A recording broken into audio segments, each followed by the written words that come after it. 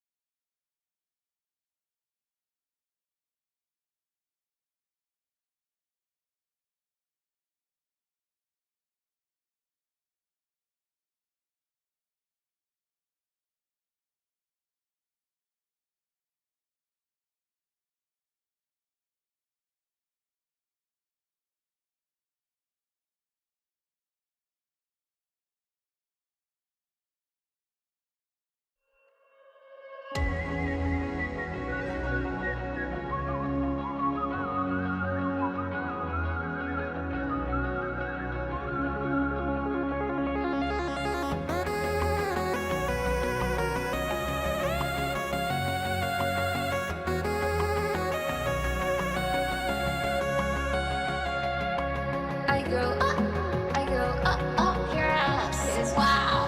Kiss, whoa. I go up your ass. I need a dick, and it's not yours. 100 wow, 100 whoa, 100 sip coin. I need a dick, and it's not yours. I'ma spend it on my boyfriend. And wow, bend them over, slap the ass. I go, bend them over, slap the ass. I go, bend them over, slap the ass.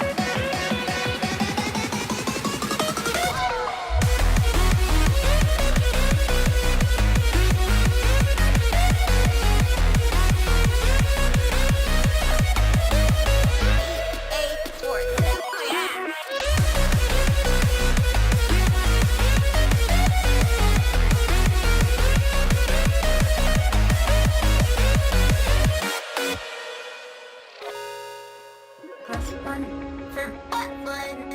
Press 2 if you wanna follow through. Press 3 if you're gay. Press 4 for a three-way. I think about who? I think about what? Let's think about sluts. Do they know they're sluts? Let's find out. A disclaimer. You're a bitch. And you should feel like a bitch. Bake cookies and blank on 'em. Give the icing. So sticky. You should fuck. Men again and again. Even on a dick. Even on a bad day. Even on a dick. I go bend them over, slap the ass. I go bend them over, slap the ass. I go bend them over, slap the ass. I go.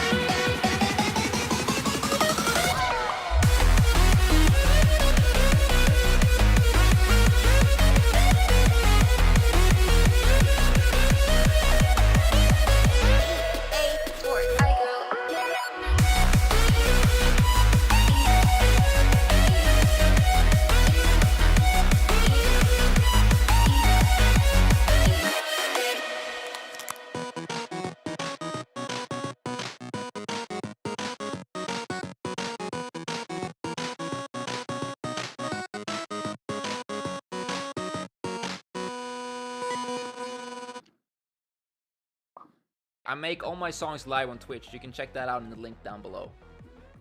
Hello, welcome in. It's so good to see you. Today's a Monday stream. We tend to give help and advice, so if you are struggling with a decision and you want to bounce it off us, go ahead. I will say, I am hungry as fuck. I did a big workout. I forgot to have lunch, so I've been stuffing my face during that intro, and I might stuff it a little bit more while we're talking. I haven't decided yet, because I am still hungry. I need to start remembering that hung means something else to you guys, because I would usually say I'm so hung, as in like short for hungry, but you guys always take it the wrong way for some reason or another. Anyway, let me put the music back on. I wish I loved you.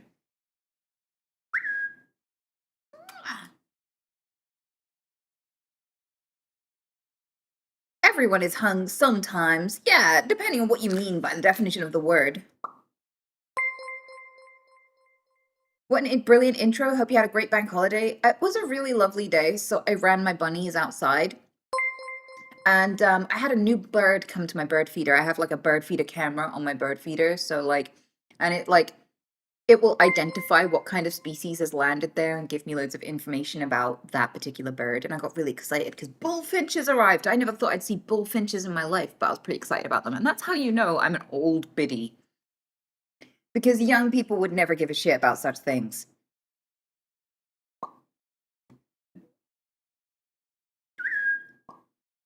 Are you able to treat the birds with ants on toast? Don't you dare!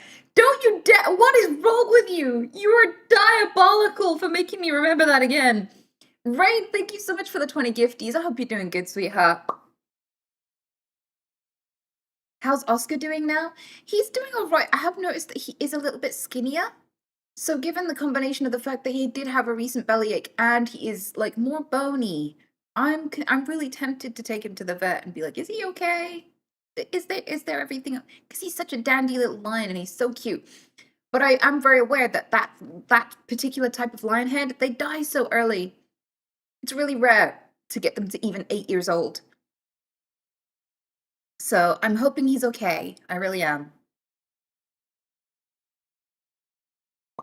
And he sees a normal-sized rabbit and gets concerned when they aren't balloon-shaped. Listen! He feels bony! He doesn't feel healthy, he feels bony. Like, not even in a skinny way. Like, he just feels bony. Like, his muscles ain't as good.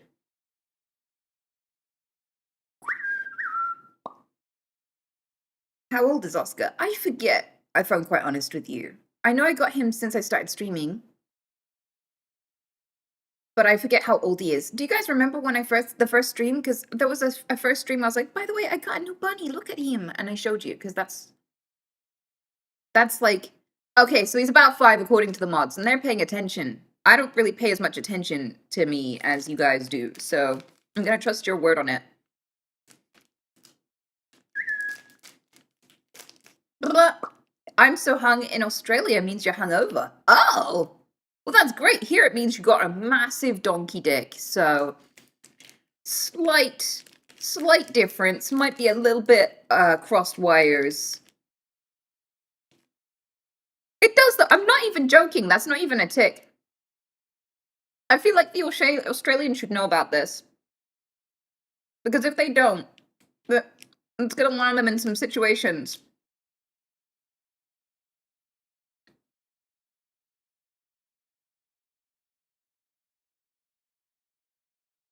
Because, like, what if you get really drunk on your wedding night and your mother-in-law comes in and makes you breakfast and is like, did you have a lovely wedding, dear? And you're like, oh my god, I'm so hung. I need you to know I'm not sure if I can eat that because I'm just so hung right now. Like, that might be a slightly inappropriate thing to say to your mother-in-law. Not if you're Australian, though.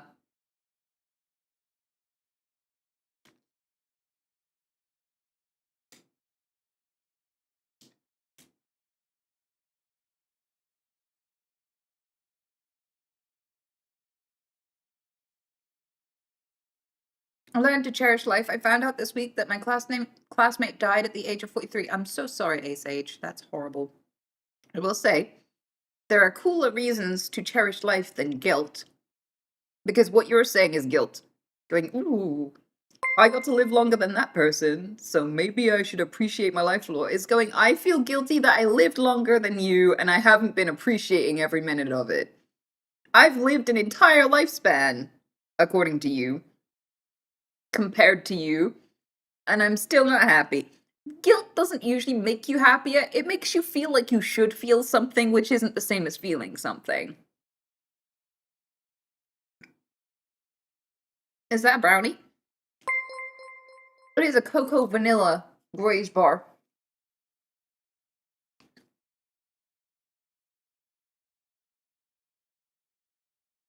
Do you consider yourself goth? Or just Black Anita? I think some people might have a little bit, teensy weensy little bit of a problem with me referring to myself as Black Anita. Just a small problem. Gargoyle, thank you so fucking much. E. Holtzman, so good to see you. Thank you. Thank you.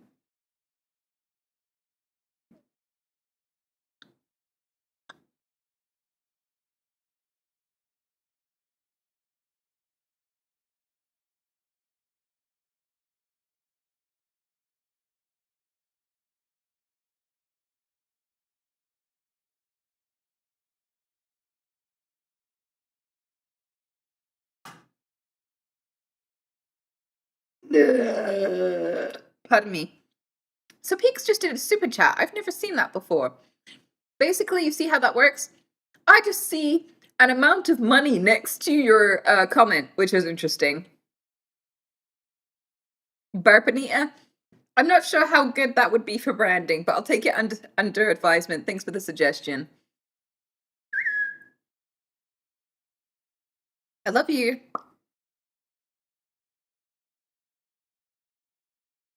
There were no alerts. I feel unfulfilled. Well, there's only one way I know of to get your donor message read out, and I think that's the PayPal link in my Twitch description. I think you can submit there, and the mods will see it first. So you can't be like, "Hey, you crazy old bint," I'm masturbating right now. Like that kind of stuff. We don't let the message read out on the stream, but the money doesn't get refunded, which I find fucking hilarious. So the people who want to pay like 50 quid to roast me basically got paid 50 quid to get dunked on and disappointed. But wait, why did you do it twice? Oh, wait, so there is an alert. That's cool to know. Conveniently all over my face. Maybe I should shimmy. Is there a peep beneath me? No, he's in the bed.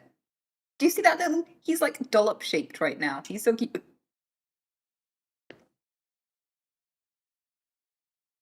Only Anita's allowed to say inappropriate things on this stream. Yes, exactly. You understand the rules. Perfect. But the difference is, like, I'm not just going to randomly masturbate at you. So I think I'm allowed to have this privilege. Chat, however...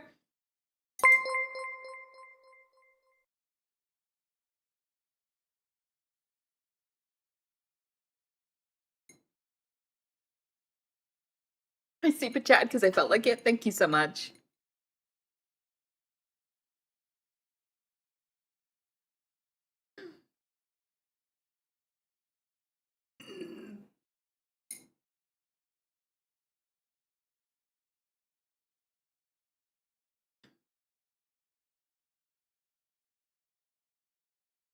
Don't make me, I'm just choking a little. There we go. No more eating on stream, I think. Whew, in case I die. Mert, thank you so much for the bits. I appreciate that, hun. What were you munching? So I had 2 Graze bars. One of them was a banana bread one. One was a sweet cocoa vanilla one. And I also had a little bit of this, but I didn't finish it. But not because it's not good. I'll probably finish it later. Doom Gang! Thank you so much. I appreciate it.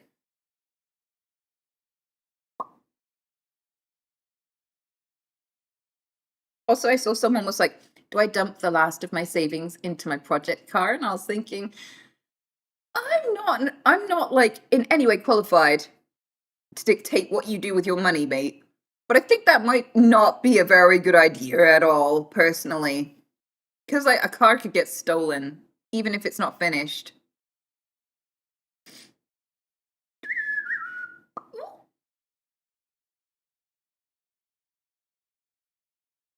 Like you should always have like some spare money. Also, if you needed that money for like an emergency vet bill or an emergency medical bill or something like this, you can't be like, be right back. Let me just sell my unfinished car real quick.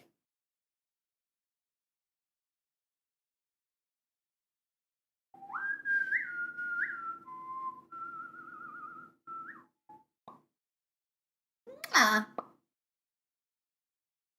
Also, I saw it recently. So I don't know. I've been watching a lot of content. I don't know if you've been watching a lot of content, but I watched this girl and she was a larger lady. And she was like, I'm fat and here's how I harvest stupid men for money, and you can do it too. Because in this economy, if you're going to get raged at by men, you might as well be profiting from it. And she basically did things like she makes like dairy content, and she has like a farm, and she has some cows. So she positions herself next to her cows during her content so that all the men have to do in the comments is go, "Ooh, which one's the cow?" Ooh, ooh, ooh. And there are so many people commenting it that it boosts her video. And it gets her more views because it gets more engagement. And because of those two things put together, she gets more of a payout from her content. And she's like, I line this shit up and don't acknowledge it. So the men in the comments can boost and just get me paid because they're really weird about it and really fucking stupid. Yeah, she's like a professional rage baiter. And she's just like, I'm just existing and I just have a body, you know? So like, uh, if I can get paid passively, and I mean, they're gonna give her shit either way, so she might as well benefit from it.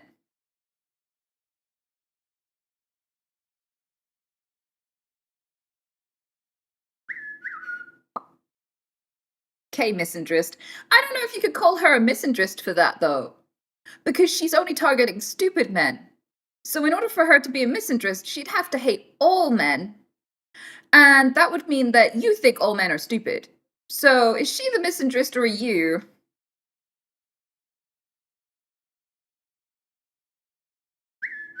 Natural selection, I guess. I don't know if it's natural selection because she's not actively killing the men who fall for it. I mean, it would need death or sex involved somehow for this to be in any way natural selection, and I don't think either are involved. It's not like she's just like shooting all the people who leave mean comments. Sushi TV, thank you so much. Hello, sweetheart.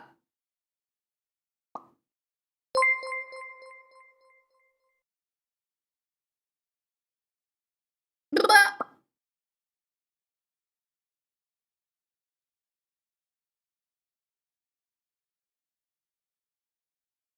That's not misandrist. The dudes don't have to say anything. They chose to be mean. Exactly. It just happens to be men that are doing it. Like she's inundated by a lot of angry men who are just mad that she's not slim, and she's harvesting them. She's like, be angry. Go ahead, rage at my body. Yes, because she gets a she gets paid out of it. Sarge, thank you so much. I appreciate the prime. I've seen people rage bait for money quite a few times. There's a trans lady who runs a stream, and she just does casual stuff like normal stream things, but people can donate, and an emote will pop up that puts a mustache on her. And so she's like, stop it, it's transphobic. But she makes bank out of all this transphobia. Absolutely. Like, she makes so much money off of it every single stream. And I'm a little bit, part of me is like, I don't know if there's a way to turn this alert off. And if you could, if it would even be worth it. Wait, really? Yeah, I've seen her streaming for years, and it's making her a lot of money.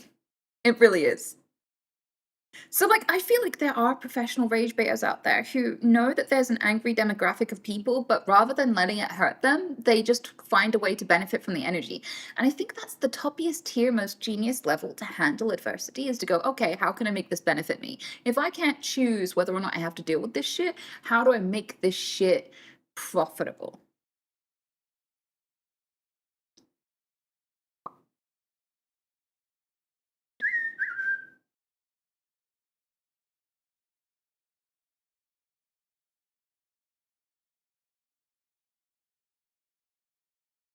Yeah.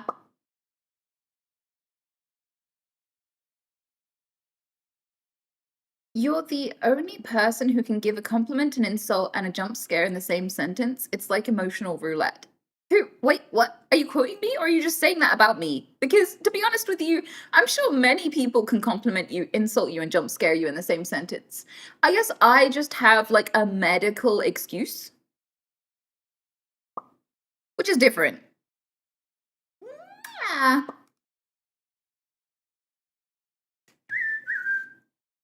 Did you kiss Dick? I've been a follower for a few years, and I just want to tell you my wife has a cousin who has Tourette's, however, a much mild case than yours. But your streams and YouTube content have helped me a lot in seeing her for who she is. That's awesome. I kind of feel like when I first landed, I had to do a lot of explaining about the condition, and now I'm just really good at getting people so used to it that they can see the human behind it. I feel like if you let people with Tourette's make content and just exist, then people won't think of them as just the person with Tourette's anymore. Like, I would like to see a world where, someone isn't referred to as the cousin with Tourette's or whatever, the girl with Tourette's, the guy with Tourette's, but like you get so like used to it that they are them, that they are just who they are. Because like when we were watching that video together the other day with that like female pilot in the 60s, and the man saw her walk to go be the pilot, and they're like, that's your pilot, and he was like, oh god, and he looked terrified. He was like, really? Oh no. Right? And it's like, I bet she was considered the female pilot, but lady pilots now, no one would refer to them as the female pilot. They'd just be Jill, they'd just be Amy, Jane, Katie, like, and I feel like I would like to see a world where that's how people feel about Tourette's as well.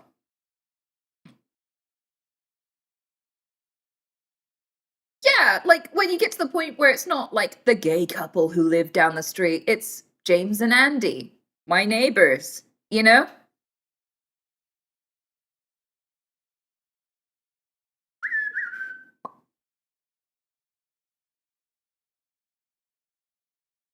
Wouldn't it be weird if everyone in the world woke up with Tourette's tomorrow? It would be chaos. A lot of people would immediately die. Like, abso-fucking-lutely. So people would try to drive, and some people, it would be so severe that they would crash. Like, people with Tourette's can drive, but, like, if you have the really severe kind, you can't anymore. Nobody could operate, like, really, really dangerous machinery safely anymore, all these sorts of things. Yeah, if you're living in your own personal earthquake where your like limbs are doing all sorts of shit, and like imagine anyone who has to use speech commands for anything, they're pretty fucked. I mean, if you've lost both of your limbs and you're operating your PC and you're like Alexa and you're like ordering things on Amazon and shit with just speech alone, um because you can't type, then Tourette's is gonna really be terrible. The first day of that, you're gonna accidentally order yourself 20 dildos and 52 pizzas, and you're gonna send some pretty awful texts to your in-laws.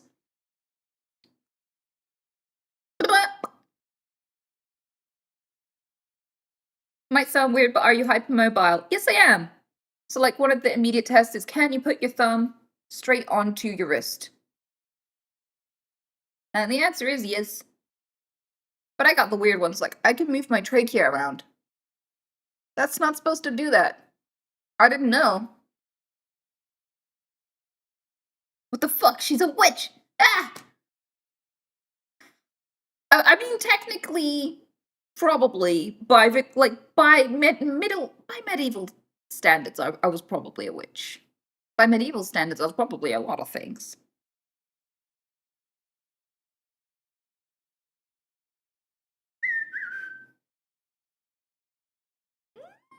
Ah.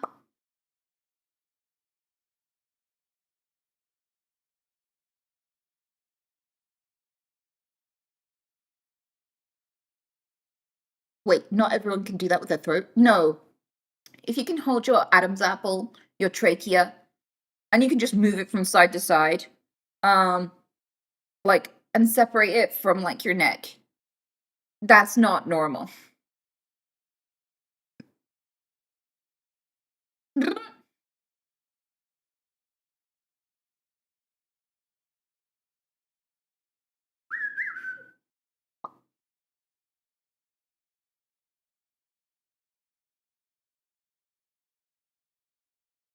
Don't take this the wrong way, but have you seen Circus of Horrors? Because there's a guy with the same condition. Bitch, I don't know if I could count as like part of a Circus of Horrors. That's pretty fucking.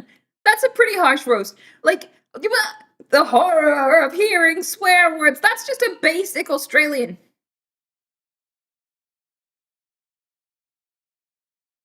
That's not. That's not horror. People would pay to see. Well, actually, fuck. People do pay to see me. And some of them even do pay to see me just because, I swear. Fuck, am I already a circus of horrors? Has this been what this is the whole time?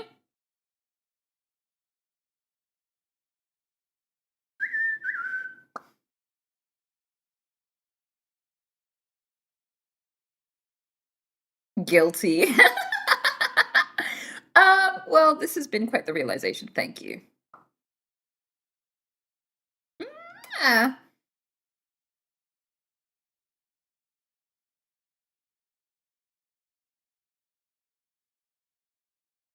Fuck off. I mean, one of the things I noticed is that when I first got here, a lot of people were laughing at me and they were like, I feel bad laughing. Is it okay to laugh? Like, I got asked that a lot. And I was like, bitch, I laugh at myself. Why would I get mad at you for laughing?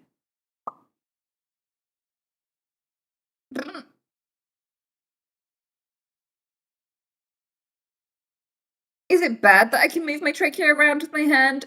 You might have hypermobility, Rogue. You might want to look into, because like that you might have some sort of connective tissue disorder. Might. So it might be worth looking into. What I love about my hair is that I can just decide how much forehead I have. That's perfect, I think.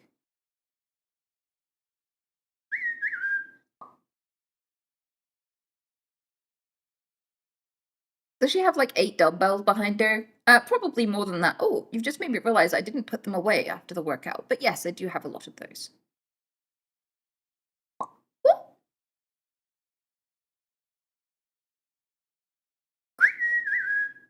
I love you. Have you always streamed on YouTube? No, I haven't. I've only just started, pretty much. I'm pretty new to YouTube streaming.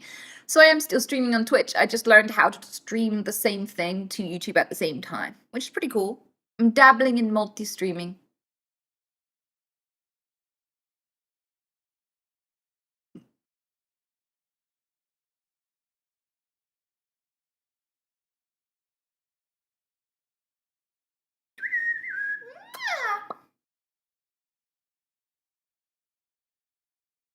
I wish all the people with conditions or disabilities had a positive mind like you. I kind of feel like I don't really want to pressure anybody who's going through some shit to be constantly happy about it or to just constantly glaze themselves over it, because I think it's okay when bad things happen to you to be sad about it. Um, but I do think that it's really, really common to just find your new normal and still find a reason to exist, no matter what you're going through, whether it's no matter what kind of challenge it is. Huh.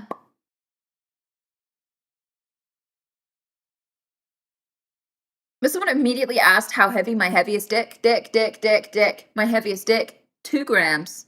My dick, how many dick, how many dick, how much my heaviest weight is, and it's 12.5 kilos.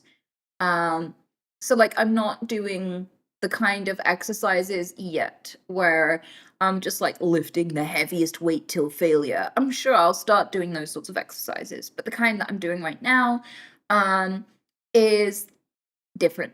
So I don't need much heavier than that yet.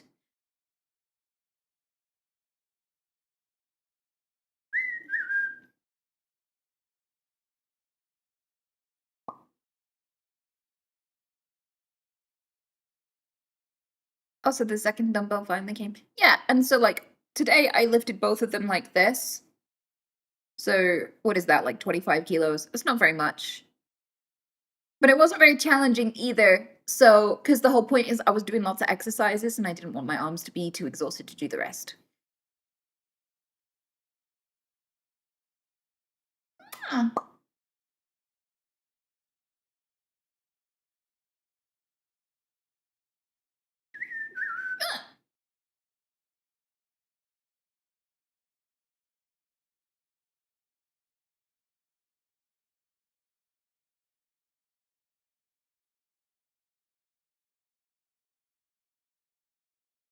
Oh, thanks, Tom Tries Twitch. I appreciate that. It's cool that a lot of people are seeing and hopping in after seeing the Tommy in an interview. What? Will we get a workout stream? No, you won't. I used to do workout streams and I used to love doing that because me and my community used to follow a video. together, and it was like it would keep me regular in working out. But then I got a video of someone watching the workout streams and jerking off into a hot dog bun, and it just grossed me out, and I just couldn't. I thought, okay, no, no more.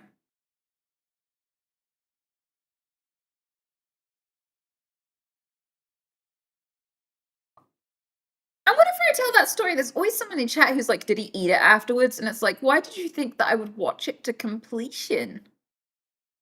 Why did you think I'd stick around and play the video to find out?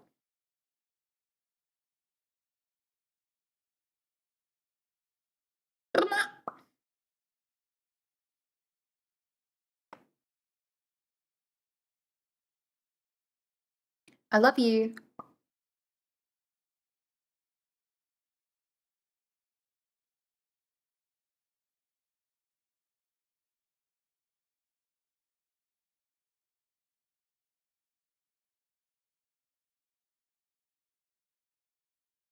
Oh wait, is it treats o'clock? Okay, okay, I'll go do treats o'clock. Hang on, let me get it up. I don't know, man. I just feel like something up with him.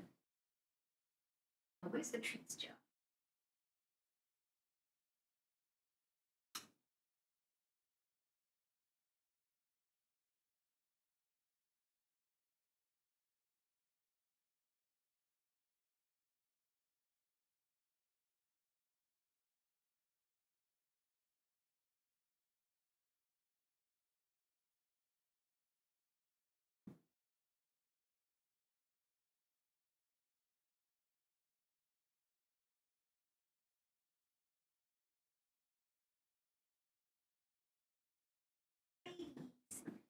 It's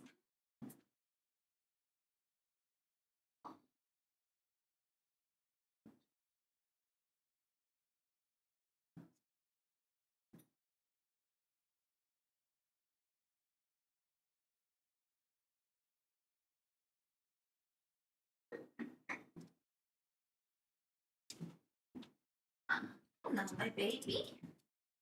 Hello, Pete.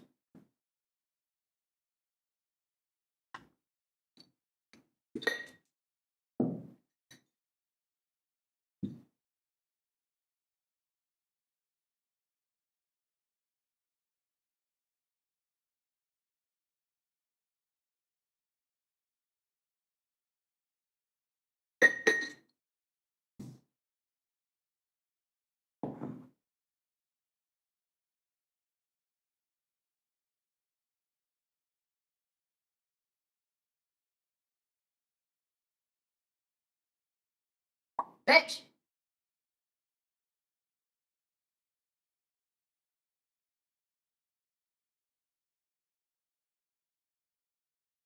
For some reason he likes gentle head pats like this. He loves that shit.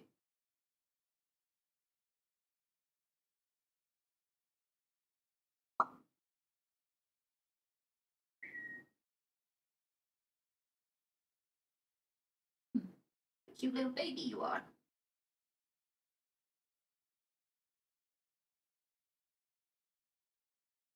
He's got all this chunky doolap about him. Do you see what it's fed?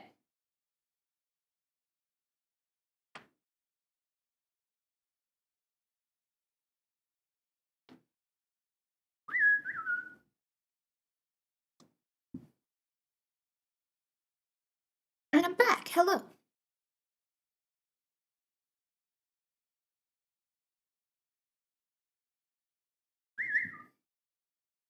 Oh, I just heard about Tourette's a month ago. Wow, where have you been living? Under a rock? Like, there's been so much about Tourette's for years, my dude.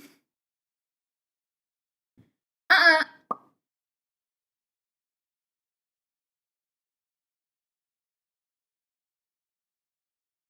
Have you ever had guinea pigs as pets? We're indecisive between bunnies and guinea pigs. Okay, I will give you my tits. I will give you my lowdown on tits, on like guineas versus tits versus bunnies, because I've had both. I've definitely had both. Oh, he's asking for steppies. Hang on, let me just step him. So I feel like guinea pigs are easier to contain. Their poops are a little tiny percentage grosser. Like, bunnies mostly produce, like, hard, dry poops that you can just sweep up. They're relatively sanitary poops. Bunnies are easier to litter train than guinea pigs as well. But bunnies can get into places they shouldn't more easily and destroy your life more easily. So they can escape more, they can find wires to chew and climb higher.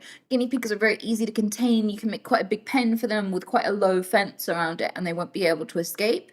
So like those things, if you're gonna have a house, keep them in the house no matter which one you get. Don't keep them in a hutch. People who put their animals in a hutch should go to prison. Hutches are just the worst. I know they sell them at the pet store, but they really are no life for these animals. They're horrible, horrible things. So you should be keeping them indoors. It triples or quadruples their lifespan to be kept indoors, and you should be getting them a pen. So bunnies need a bit more space than guinea pigs as well, because guinea pigs are smaller. So I'd say like bunnies are the bigger investment, I think, but you can have them, like I have my rabbits, 3 roam, and they are litter trained. So they go to their litter tray, they poop in there, and they just hop around everywhere else, and it's relatively fine to do that, and they're perfectly happy with that. Um, so like I personally, I prefer having rabbits to guinea pigs. Don't put them together. They shouldn't be kept together. You can Google why, but yeah, don't house bunnies and guinea pigs together. Also, I just kind of feel like rabbits are smarter than guinea pigs and they live longer. So you can have a much more in-depth relationship with them. And it's like, it's a bigger commitment, but I feel like it's a more in-depth connection.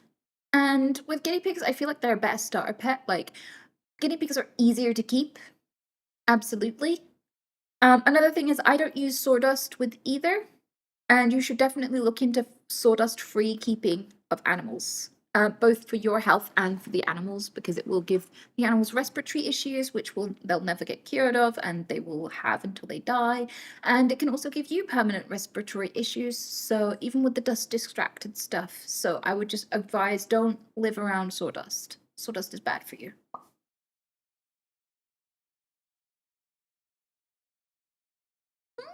Ah. Your whistle is so funny. I love it. Thank you. I wasn't aware that I whistled at all this stream, so if I have, that means that just goes to prove how much it's become background noise to me. Do you take medication for your Tourette's, or do you have other managing methods? I have been living with Tourette's for a few years, and finding methods is annoying. I know others have other methods. So I found that the biggest way that I control my tics is by not controlling them. So if I think of them as something I have to hold in and hide from people, then it builds up and it gets worse. And I take more. So, but also, I don't take medication for my Tourette's for a few reasons. One of them is that they just add additional side effects. And none of my friends, I have a lot of people that I know with Tourette syndrome, and none of them are on meds, and all of them that have tried meds have not liked it. I've not heard any positive reviews about the meds, so I've just not gone with it. Because I've become really well adapted at dealing with Tourette's. I haven't become really well adapted at, say, nerve damage or rapid permanent weight gain that stays even after you've given up the meds and things like this.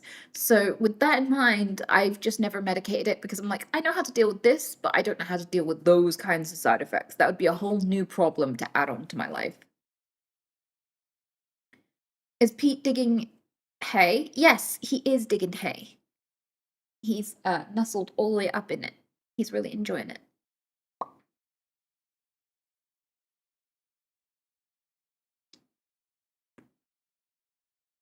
Uh-uh.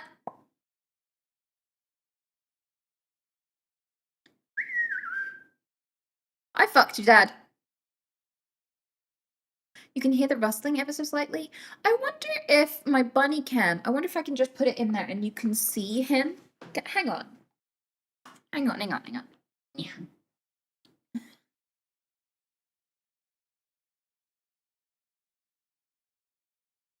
Do that. Does Pcam still have signal? I love your tits. It does. Well, would you look at that?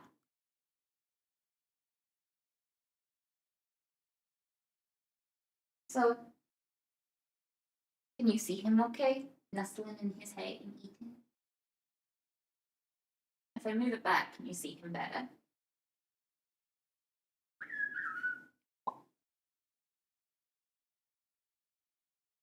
But that's essentially his litter tray. I love him.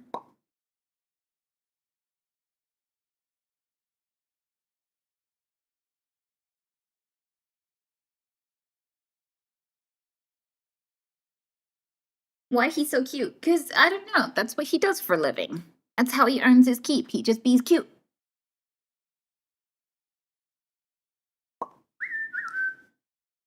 But yeah, I did have guinea pigs. Another thing is, if you get boys, the boys are horny. And when the boy guinea pigs are horny, they go.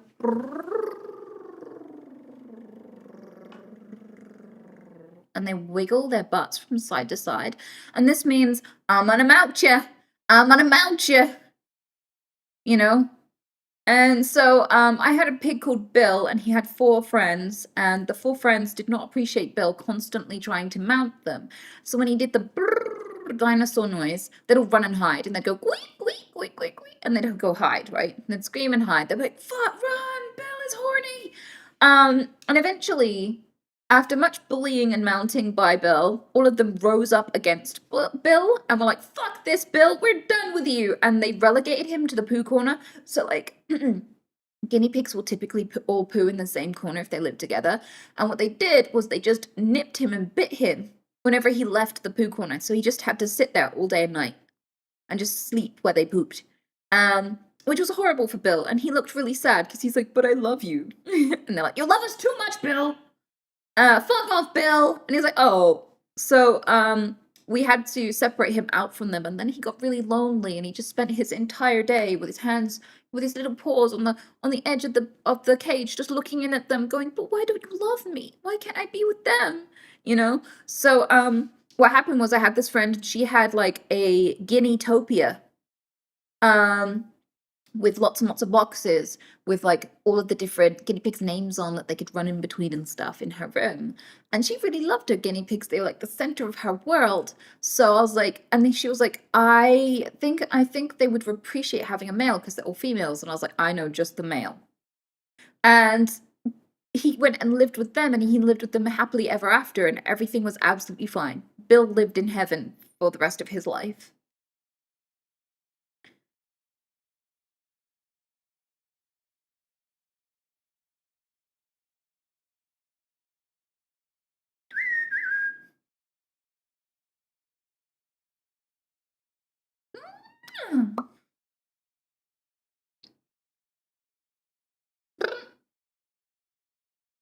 Good ending unlocked, absolutely. Yes.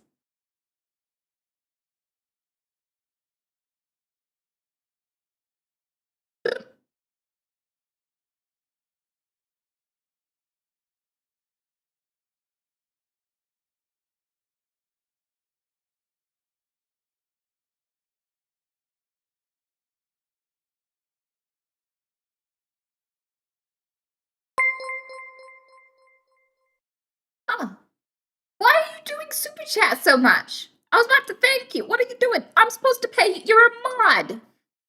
This should be less terrible now. Oh, did you resize it? Okay, are you just fixing things? I will allow it.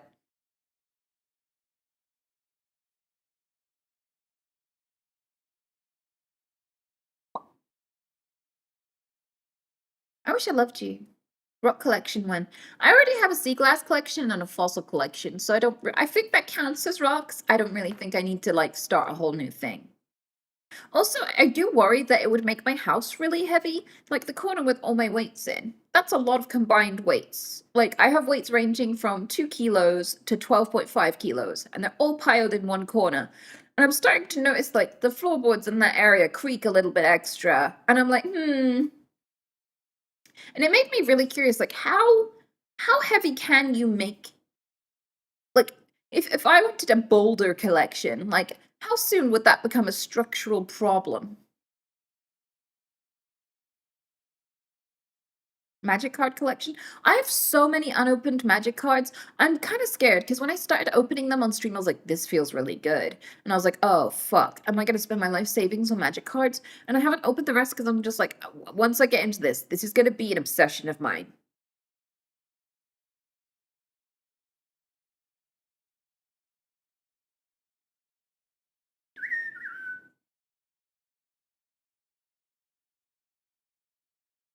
Has your weight and collection increased? I thought you only had one big dumbbell. No, I've never had just one big dumbbell. I've always had a collection of weights.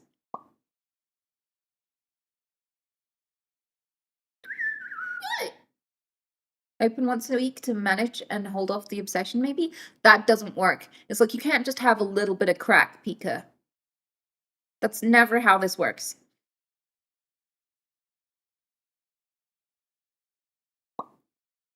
Uh-uh. I wish I could meet you one day soon. I'm going to TwitchCon, and I have a meet and greet at TwitchCon. So, come on over.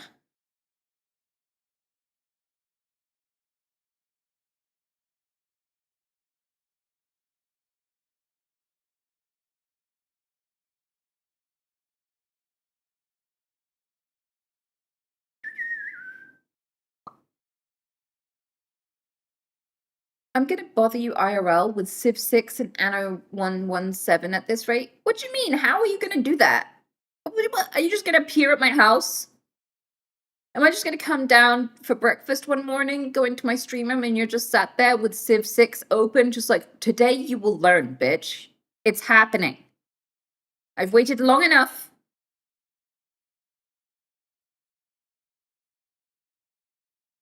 At the meet and greet, are you just gonna wheel a PC up with you? Are you just gonna bring a whole setup? Am I just gonna have to turn to everyone in the queue and be like, 1 minute, please?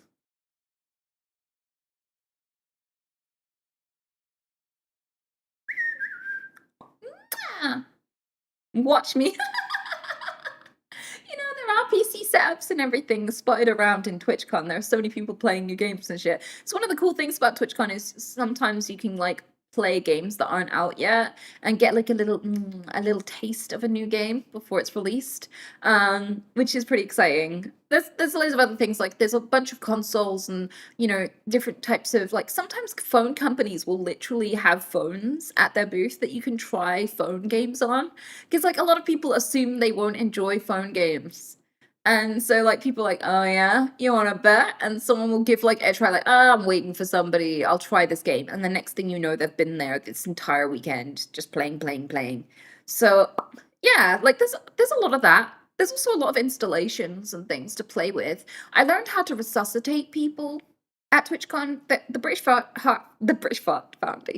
Heart Foundation had an installation where they had like those dummies with the clicky chests that you can resuscitate, and it was linked up to a game you could play with your mates where you could resuscitate the shit. And if you are doing it on beat, it moves this thing up, and you have to race your friends to like resuscitate your victim as fast as you possibly can.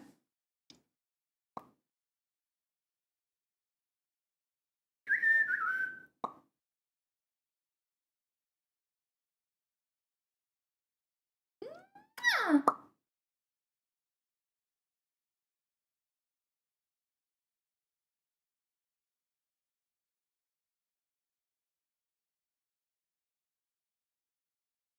Like with Guitar Hero, but with no guitar. Yeah, I guess, in a way. Uh-uh. Something about staying alive. Oh yeah, if you sing that to you, you'll stay on rhythm. So if you go like staying alive. Like, apparently different paramedics have different songs depending on their generation that play in their head when they resuscitate people, because obviously popular songs that have the exact right beat change over time. There's new ones.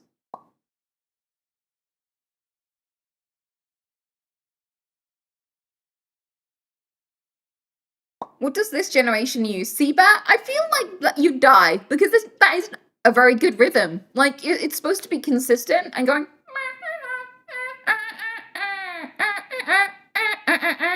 You're probably gonna just kill them harder.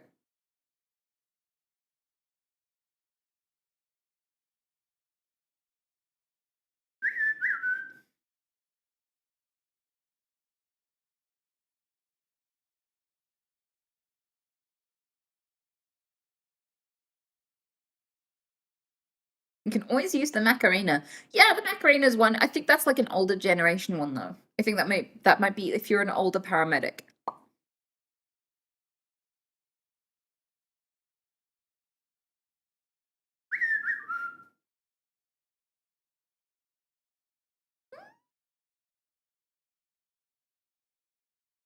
Another one, Bites the Dust, is a wild one. Yeah, I bet there's a song list.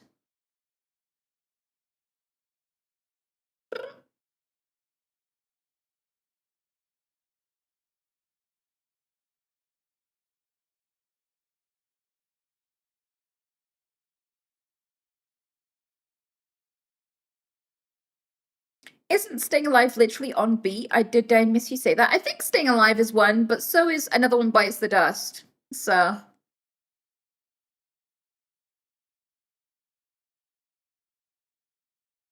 the scariest thing about learning CPR, it was knowing that in the first few pumps you will break someone's rib cage. That was a freaking dark first lesson. Yeah, but I think a lot of people would rather be breathing with a broken rib cage than be dead. So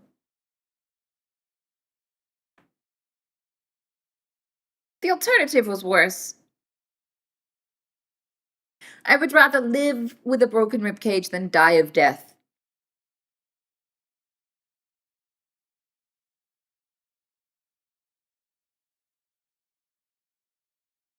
Uh, Sorry, I'm new here. I'm just curious, how long did it take for you to grow such a big following?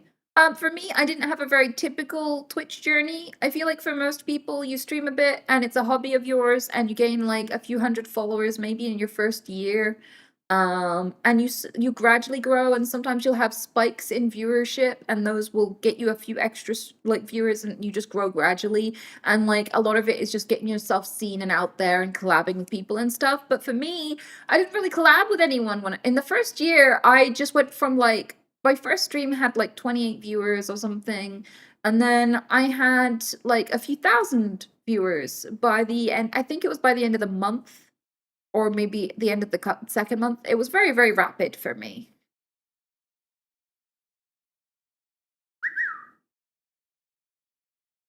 But I think that's just because people wanted to see, like, they were like, are you allowed to be here and say all that?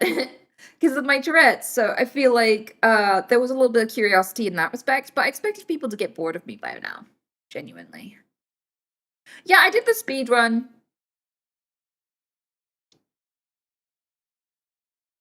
Any tips to stop smoking? Yeah, a lot of people recommend swapping your addiction with something else that's like slightly healthier, but we saw how that worked out with vaping, and vaping actually being pretty deadly, and lots of people being in the hospital and dying with vapor's lung. So I'm just gonna lay it out there. Maybe don't play swapsies. Some top tricks for dealing with addiction are make it difficult to obtain the thing that you are trying to give up, and make it easier to do something else with your time that isn't an addiction, that isn't something that you're consuming or anything like that. So like if you usually buy a pack of cigarettes on the way to work, take a different route to work so that you don't pass the place where you buy the fucking cigarettes. If you usually socialize with people who take a break to smoke, maybe start spending time with the people in your life who don't smoke, so that they're not all going out and standing outside wafting that addictive scent towards you, and you're like, oh, because you know you're going to want to join in, you're going to want to hang out with them that way. So it may take, whilst you're getting over it, as a temporary measure, spending time with people that don't tempt you all the time. So I feel like it's much, much harder to resist temptation than it is to just not experience the temptation in the first place. So making an uphill battle, like if you're trying to give up sweets, but you're still buying a few and keeping them in the house, then you're gonna have to think about them all the time and resist eating them all the time. But if they're just not there, it makes it a lot easier, right?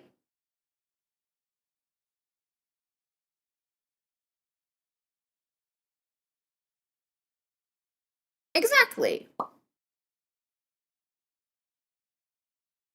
I didn't know vape lung was a thing. Yeah, vaping is pretty deadly. So initially they marketed it as like a healthy alternative to smoking, and they promoted it as just like water vapor, and it's not just water vapor. And things like propylene glycol in it, they attach to water molecules, but they also leave a residue in your lungs that you can never remove. Like it doesn't come out of your lungs after it's in it. So the buildup can be pretty fucking deadly, and there are people actually who give talks on it who are in hospital either dying or are permanently disabled and will permanently have to have like tubes in their nose to help them breathe. Um, and they'll sit there and talk about like, this is how I started vaping, this is why vaping completely fucked me up, please do not vape. Like, vaping is really bad for you. And there are studies that say that it can make you more at risk of infections, like more vulnerable to things like COVID, but also that it can even interfere with your mental health and, inhibit your brain function. So it's like really, really bad. And the worst part is that loads of kids are vaping, and they're going to be so fucked by the time they're like 25.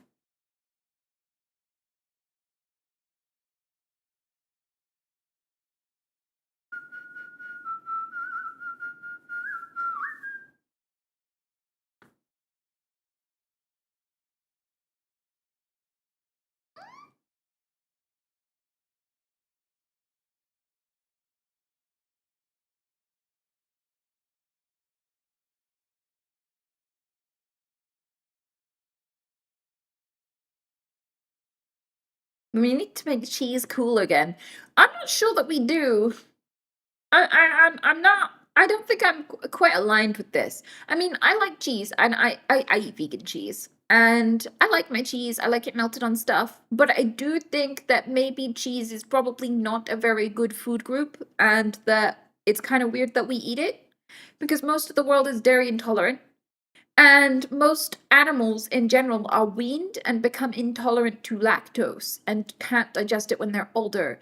And that's by design. We're not supposed to be breastfeeding into adulthood. That is weird. It's even weirder to be breastfeeding from another species.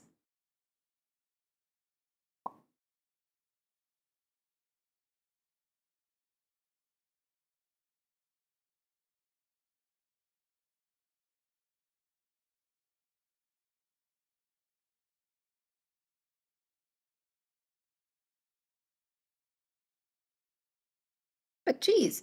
I mean, like I said, I kind of feel like I eat cheese in a way. So like I get it.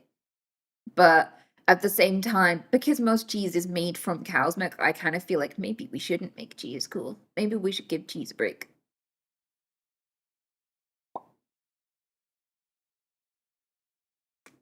Cheese is awesome, but God, does it ruin my insides? That's the thing. Like, I'm looking forward to the day. Like, I'm fine with us making cheese cool when we can start, like, in Star Trek, they have like that random glory hole in the corner of every room, and you could just be like, computer, Earl Grey, tea, hot. And it'll just like manifest it. It'll just go and just make the teacup and the tea and the plate. And you go, thank you. And you drink it and you put it back in and it dematerializes it, ready to make it into something else. A replicator, exactly. I always forget that name. So like, replicator has such a better ring to it than bloody corner glory hole, mystical glory hole. But here we are. Thank you so much. I appreciate it, Steel.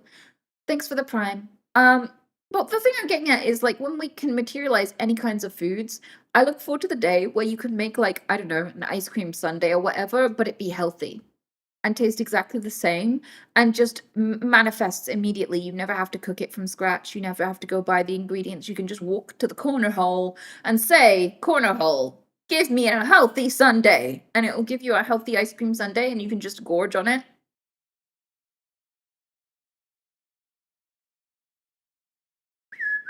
What?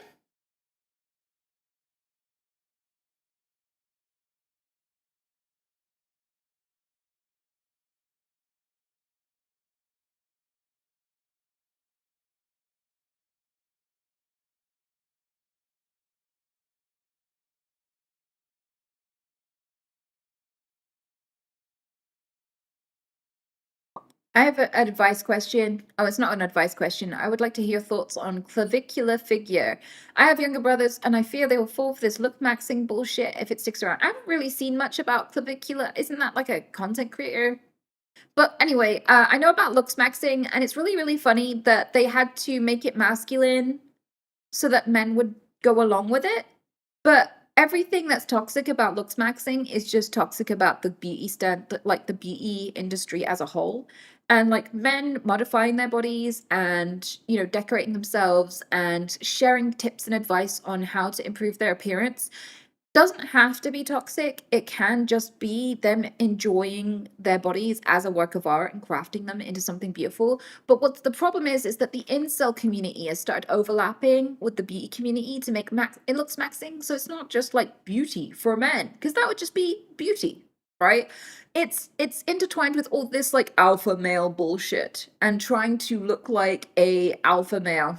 And a lot of it has like racist overtones and sexist overtones and is based around dominating women and not actually feeling good about yourself or tailoring your body to suit your personality more. Because I don't think those necessarily have to be unhealthy. But with the beauty industry, it's always going to have an unhealthy corner. Like we've had like the pro Anna communities that have been like where people will get together to try and help each other get skinnier and skinnier, and they will like romanticize your rib cage showing and your bones and stuff, and they will show each other how to avoid food and things to the point where they're hospitalized. And like that's a really toxic end of like the body modification and beauty kind of like community. But not everything about beauty is bad. Like some of it is just people exchanging tips on how to wear clothes and make them look better on you and suit your figure and things like this, so you feel more confident about yourself. Like someone will come in and go, I don't like the way that my love handles look in this dress. What can I do? And other people will be like, oh, you can do XYZ about that. And they're like, I love this dress now. Thank you. And that's like a healthy version. And you can have that for men. It's just really funny because like the reason why looksmaxxing is even a thing, to be quite honest with you, is because like men are really, really scared to be associated with anything feminine, but they still want to look good. So the only way that they could actually delve into beauty and still hold on to this idea that women are inferior is by inventing looksmaxxing and going, no, this is something separate. This is something better than what women do. And it's not. It's exactly the same thing.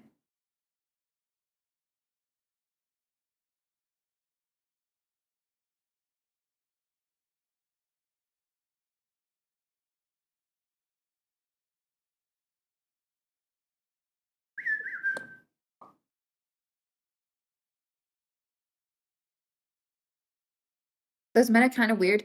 Yeah, and the hard truth of it all is that it's incredibly gay, which is fine. I'm fine with men being gay. Quite a fan. But like the problem is that a lot of these men are trying to be hyper masculine and hyper super straight, and they're going full circle and just ending up being incredibly gay. Because a lot of the beauty standard that they're trying to aim for is what gay men are attracted to. Look at any gay erotic art, and you will see the body types that these men are aiming for, the facial structures that these men are aiming for and getting surgery for.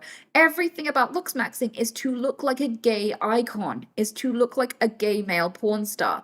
A lot of the kinds of men that women are attracted to and fall heads over heels for generally don't look like the looksmaxxing category's aims, right?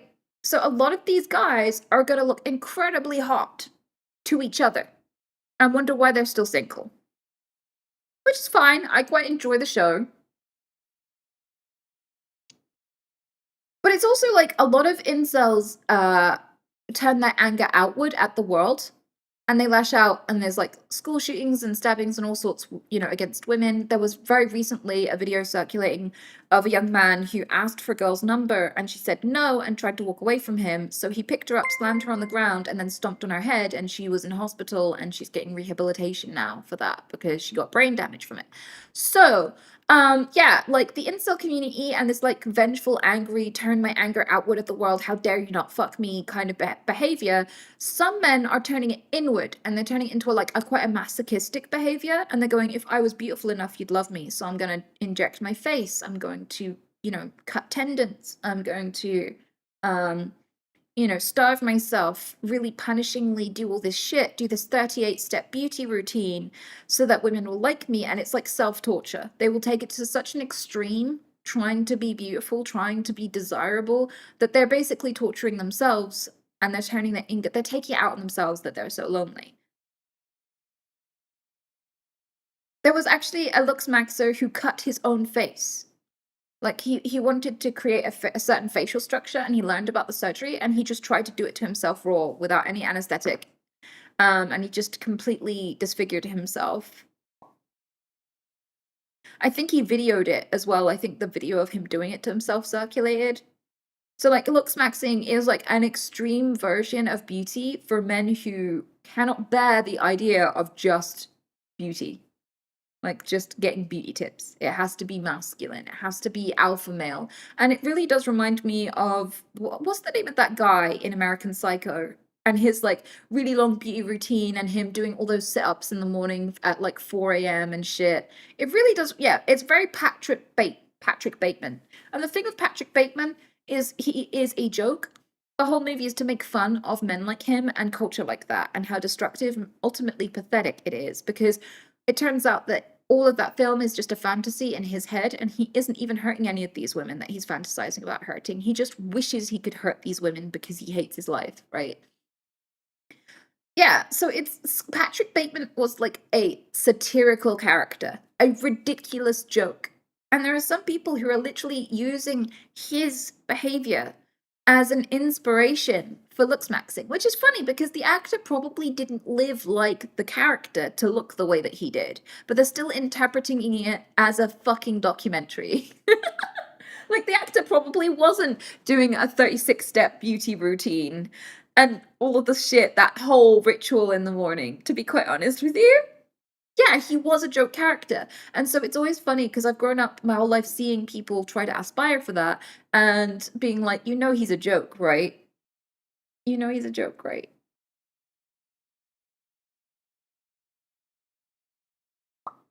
The actor himself told those guys to get a life. I know, it's so funny.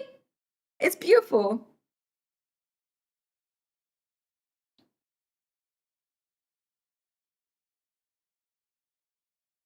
How do I shut off the desperation with people I want to meet or want to know and stop romanticizing about being with them, cultural differences included, making them intriguing?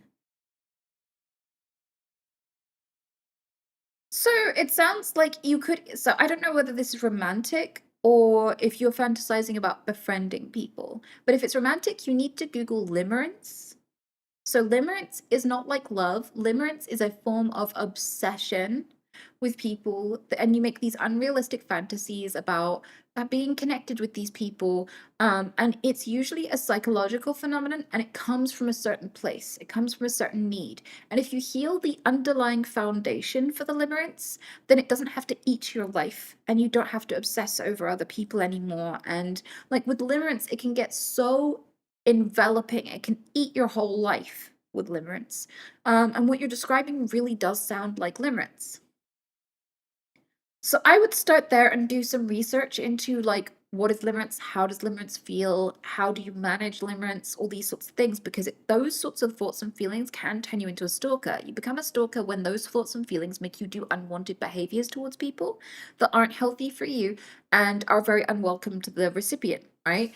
And so like it can be dangerous to feel that way, and I think it comes from like a really normal place as well. Like it doesn't have to get deranged and it doesn't have to get like dangerous or anything. It can come from just this casual feeling of like when you don't have a lot of friends, when you don't know a lot of people in the area, and you start seeing other people hang out and have fun and laugh and stuff, and you're like, I want to be a part of that. I feel left out. And you might just be walking in the street and see like a friend group hanging out in the middle of town or whatever, and you're like, I wish I had that. I wish I could just come over and speak to them and they would include me because I want a friend group like that. I want to go have drinks with people. I want to go have fun. I want to have hen parties and things like this. And I don't think that's a bad thing about anyone. I think that's like a really normal phase of existence, especially when you're an adult, because you're going to move or you're going to change jobs, you're going to change environments a few times, and it's going to reduce your friend group. You're going to get lonely sometimes. You're going to have times where you face it where you're like, how the fuck do I make friends? This is really hard. I'm a grown up now. You can't just walk up to people and with your juice box and go, hi, I am called Katie and I have no friends. Would you like to be my best friend? Like, you could, that shit would fly in primary school. It makes you look thoroughly fucking weird and desperate now. So that just doesn't work, right? So the next bit of advice is like, if you want friends, and you don't know how to make friends, it's going to make things like, it's going to make you feel things like limerence or be more at risk of limerence. So like, top tips for making real friendships so you don't have to fantasize about being close to random people is go and do the shit you love in a group setting. So examples of this, if you like painting Warhammer models, there are places like Games Workshop and stuff, I think it's that, where you can go and paint Warhammer models with other people, and you can sit at tables together and paint, and you can play the game in real life with others. If that's too much for you right now, you can try starting online and slowly shifting into IRL with the skills you gained online. And an example of this might be like play a game like Overwatch, where you're thrown into a group of people and you can speak to all of them and you can make jokes, make them laugh, start a conversation. Maybe they'll add you. If you've succeeded, if you've gained some social skills, people will start adding you.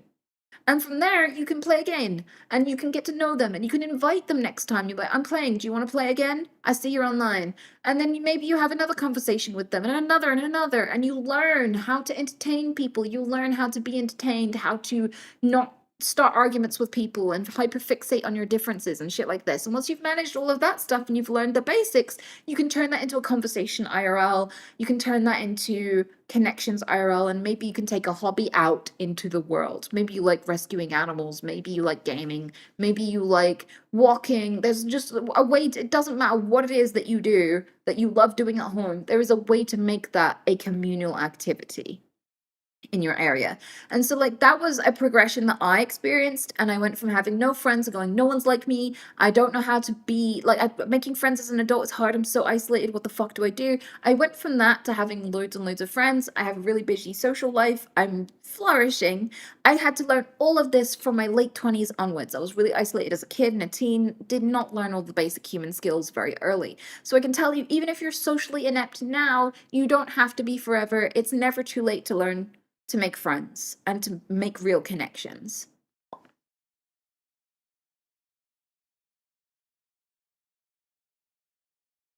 And I mean, it's not a crime to be lonely. Press 1 if you've ever been lonely in your life. Like, I'm sure so many people in this chat, I'm pretty sure most of the human beings I've ever met have had a period where they just didn't have enough people in their life and they felt very alone.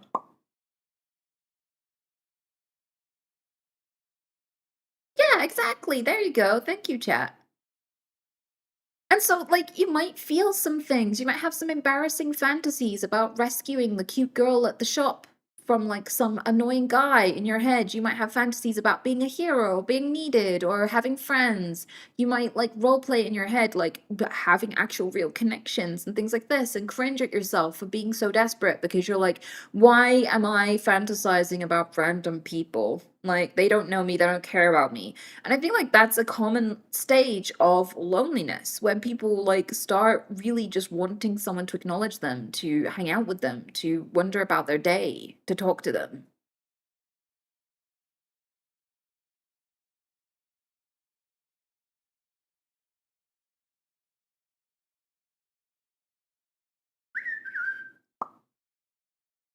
I know this isn't IRL, but I felt less lonely talking to people on your Discord. Yeah, my Discord's pretty great. I feel like we've made a really awesome environment, and so many people sit in the VCs. You don't have to be in a VC. There's loads of text channels where people just hop in and go, I made a cake today. People are like, oh, what a great cake. And then they just make a conversation in general chat all the time. But like, there are also people who just get drunk and play computer games with each other on a Friday night, and they all have fun together and stuff. And like, there's always people gaming. Like sometimes I'll look at the fucking how long the VC has been open and people have been hanging out in there for 20 hours. 20 hours.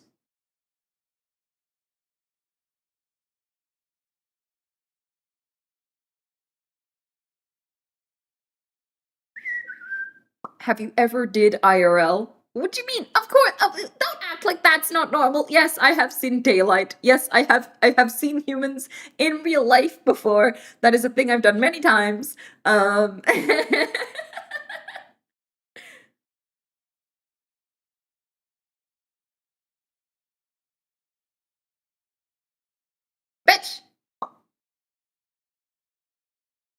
Y'all have seen people IRL before? Yeah, people in my Discord have met each other IRL.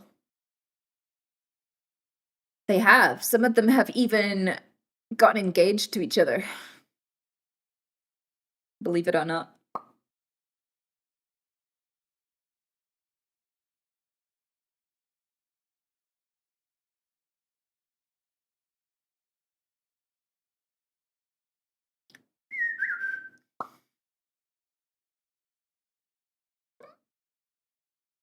Is that safe? Well, I feel like a lot of the people in my Discord are not fucking stupid. So like a lot of them, if they do meet up with each other, they do it in safe settings and they get to know each other quite well, both online and IRL before they're ever together in like an isolated space. So like a lot of people from my Discord will meet each other for the first time at TwitchCon. And it's like it's not like something weird's gonna happen to you in a massive convention with loads of security where you have to get felt up for a knife and you can't bring guns or weaponry in there and everything. It's like a pretty safe place to meet people you've been friends with online for the first time. And so, like, people meet each other in places like that. So it's harder to get catfished or abducted and stuff like that. But also, a lot of these people have been friends with each other for years and years as well on Discord. Been gaming together, saying hello to each other every morning, and all sorts in my Discord. So like, it's not like, you know, you've been talking to someone for a month and they like whisk you away and go, come and meet me in this remote location, and then you end up being in someone's basement for the rest of your life. Like, it's not like that.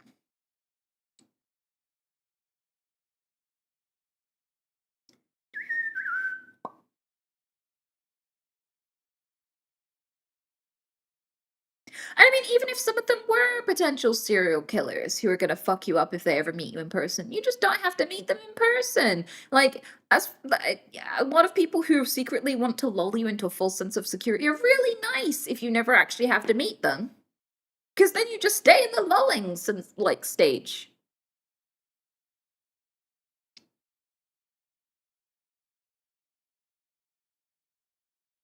I was like, wow, you're a really great gamer. This is really fun. And they're like, great. Would you like me to come to your house? And you're like, oh, no, but I'd like another game. And they're like, okay.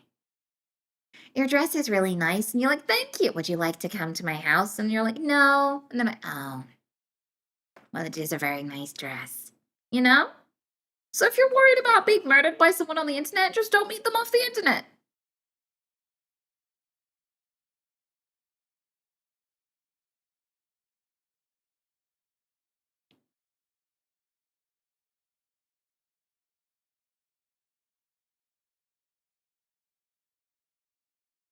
I'm gonna be real. I would get kidnapped for loaded fries. I mean, I wouldn't advertise that, Nova. This isn't. I don't think that's the. I mean, unless you want to be kidnapped, then this is a very efficient way to do that. Yes, announce that to a bunch of Twitch chatters. That would be a very quick way to speedrun getting kidnapped.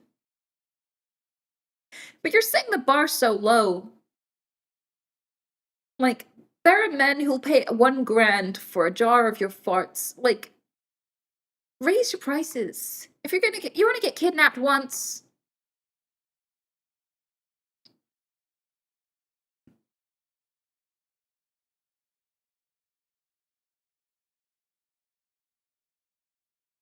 True, to be honest. Yeah, and you can make your own loaded fries, so at least charge something that you're very bad at making for yourself. You know? Or at least ask for something that you can continue to enjoy in the basement. Like a fidget spinner. That lasts way longer than loaded fries.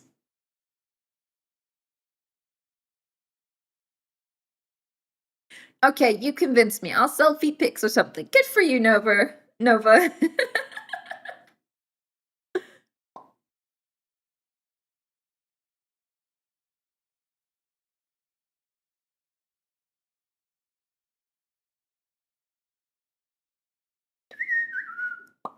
Loaded with what though? Freaks. Of course you're called freaks. That is the most Twitch chat question I've ever fucking seen.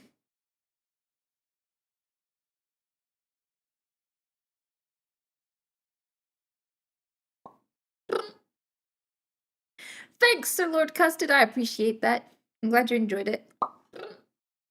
Bacon bits, obviously. I recently found out that bacon bits are vegan. That was a curveball. It's like, go Google what bacon bits are made out of. Yeah, a lot of vegans are sprinkling bacon bits on their fucking salad. They're not even intended to be vegan. Bacon bits are just a lie. You thought you were getting pig ass. Nope, you were getting plants. You got bamboozled. You got bumboozled.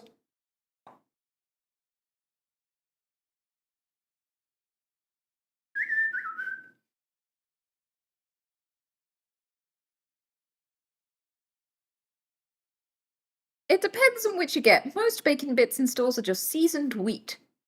You have to buy the ones that say they are actually bacon. Exactly. And most people see the word bacon bits and they just assume that it's made of bacon, quite reasonably, I will add. And that's weird to me because it's not a vegan product, because it's just an accidentally vegan product, because it's just like some big company screwing you and deceiving you. They haven't been sued for using the word bacon, but a lot of companies, meat and dairy companies, sue vegan companies for calling their food things like cheese or yogurt or mayonnaise. Like Hellman's, I believe it was. I think it was Hellman's.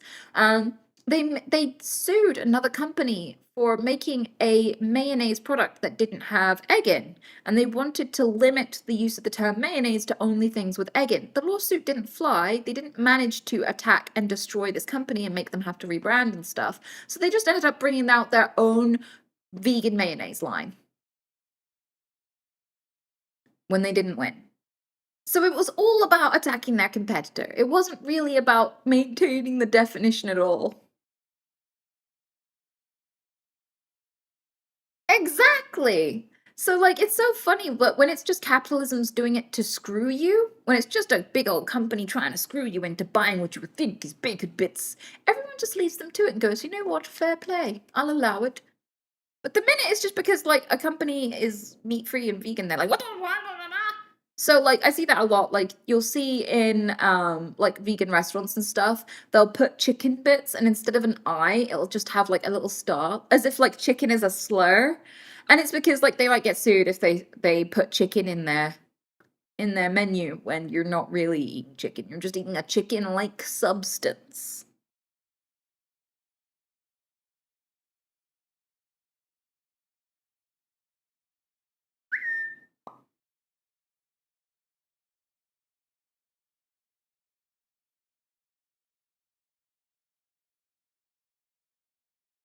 A chocken. I don't know if that'll fly. You can try it though. I don't know if I'd buy a chocken.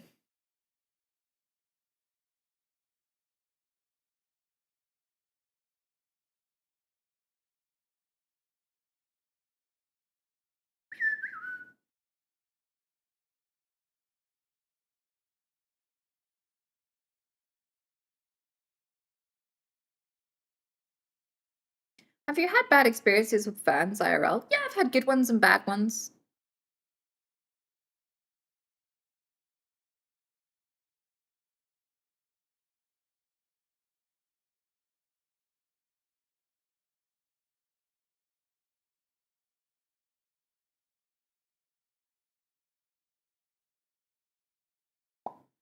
Have you had good experiences with wild animals? Yeah, good ones and bad ones, I'd say. Like, a few wild animals have nearly killed me. A few wild animals have been really awesome. And I've just been like, wow, I'm a Disney princess now. Everyone loves me. And this is amazing. You know? You never know which one you're gonna get. Especially in some countries. In some countries, it's like you could get a bird, you could get a bear. And a bear will eat you to death in the worst possible way imaginable. There was a documentary about a guy who, like, liked hanging around with bears, and he like made documentaries about himself hanging out with bears and just being close to bears, and he felt like he had the spiritual connection to the bears. And his girlfriend was like, I don't want to hang out with the bears kind of scare me. But he was like, no, it'll be fine, just come out one last time with me, just come out camping with me one last time. And she's like, I think you need to stop with the bears, but I will do this trip with you one last time to hang out with the bears. And for some reason he took them both out during like hungry bear season, and the bears ate them to death. um, and they turned on the camera because they were going to, like, they filmed their interactions with the bears, but like they didn't get time to take the lens cap off before they started being eaten alive. And so the guy accidentally records his own death, and it's horrific. And um bears will eat you and not kill you. They will just eat you to death, and they will start in areas of your body where it takes a very long time. So there was a documentary maker who went to that guy's family, and they still have the recording of him dying, but they haven't watched it. And he listens to it because it's just audio, and he's like, you can never listen to this. And she starts crying, and she's like, I know, I know. And he was like, you should destroy this because no one should ever hear this. No one should ever have to hear what happened.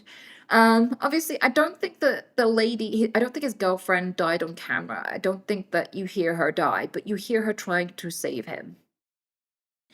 And so, yeah, bears can be pretty immensely horrible. There was also a young lady who was fishing with her dad, and bears attacked them, killed the dad, and started eating her alive. And she called emergency services, and then she called her mom, and she was being eaten alive whilst she was calling her mom. And she was like, "The bears are eating me. You need to send someone to help." And then it cuts out, and then she rings her mom again, and she's like, I can't feel it anymore. They are eating me. I am gonna die, and I love you, but I'm still dying, you know? And then it cuts out, and they didn't find her body for a very long time. She'd been very, very eaten by the time they found her. So bears are pretty intense, and I can understand why we had bears in the UK and that, you know, humans made them extinct. And it's funny to say all of those stories and say, but I still kind of wish that bears still existed in the UK. I think that it's possible to be a smart human being and to exist in nature and to exist without being eaten to death by bears, even if you live around bears. And I know this because there are plenty of countries, there's plenty of places like in America and Russia, for example, where people do that. They live alongside bears, don't get eaten by the bears. And I kind of feel like I wish that our environment was whole again. I wish we had wolves and I wish we had bears. But they are pretty intense animals and they deserve a lot of respect.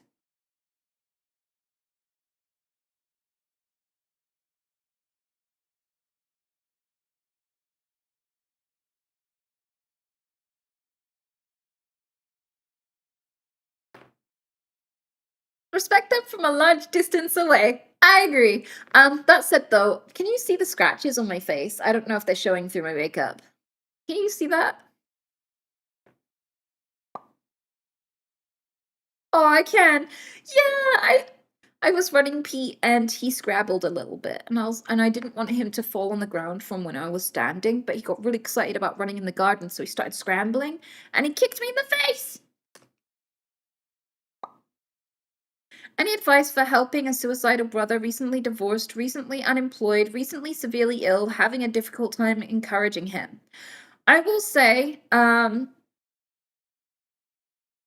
have been suicidal. I have had horrible, horrible, like being, I was unemployable. I have gone through a horrendous breakup. I was dealing with Tourette's and it was fucking my life.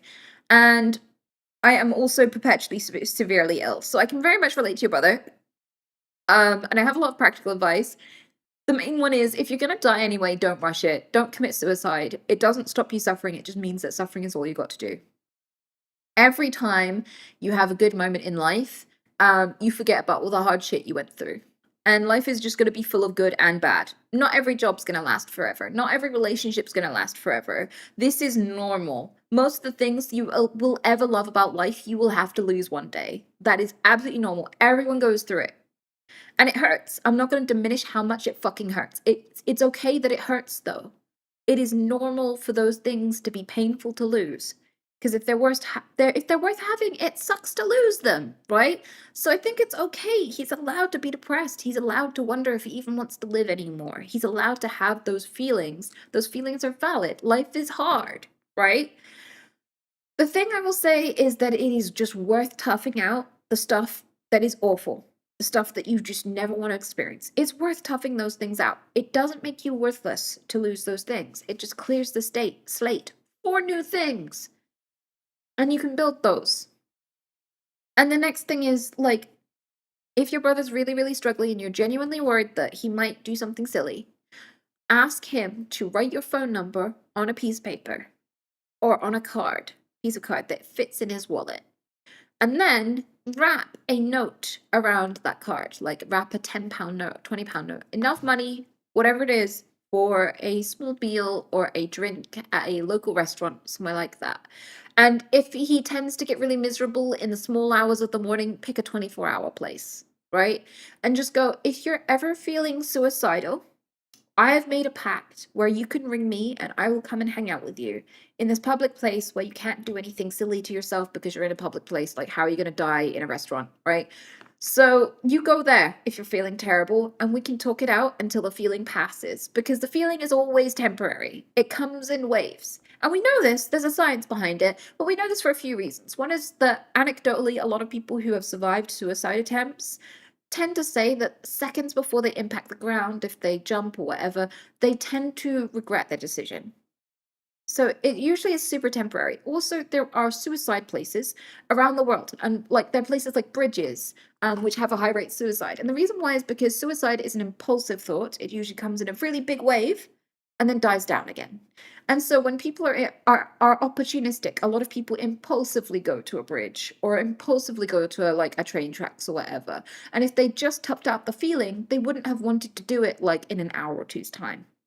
And so, like, we know this, there's scientific basis, but I won't bore you with it, right? A lot of people can attest to this, that it's opportunistic and very temporary spikes of despair. So, if you can be there for them during those temporary spikes of despair, you can usually carry them and help them get through those moments until they build a life worth living again. Because we're adults, we go through chapters in life. A lot of the worlds and lives and connections we build are chapters they pass, and there is a painful in between period. All of us will go through this no matter what. Since the beginning of time, all humans have had to face this. Um, so like if I think one of the ways that you can beef that in a very practical way is to literally give him one of these cards and say like, I'm on call. I am here for you in those moments. And like tell him, find a few people in case like I'm asleep and my phone's on silent, or in case like somebody is at work. Have like 3 or 4 of us. We'll all like have a chat and be like, would you like to be one of these names? So that I have someone to help me survive those moments. That is a real practical thing you can do right now for your brother. It isn't wishy-washy.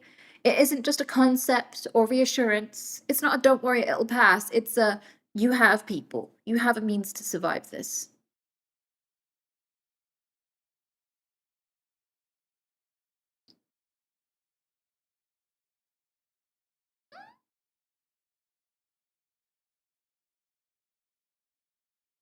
Aren't there people who've been planning it for a while? Absolutely. And most of the people who plan it for a while never do it. Because, like I said, you go through spikes.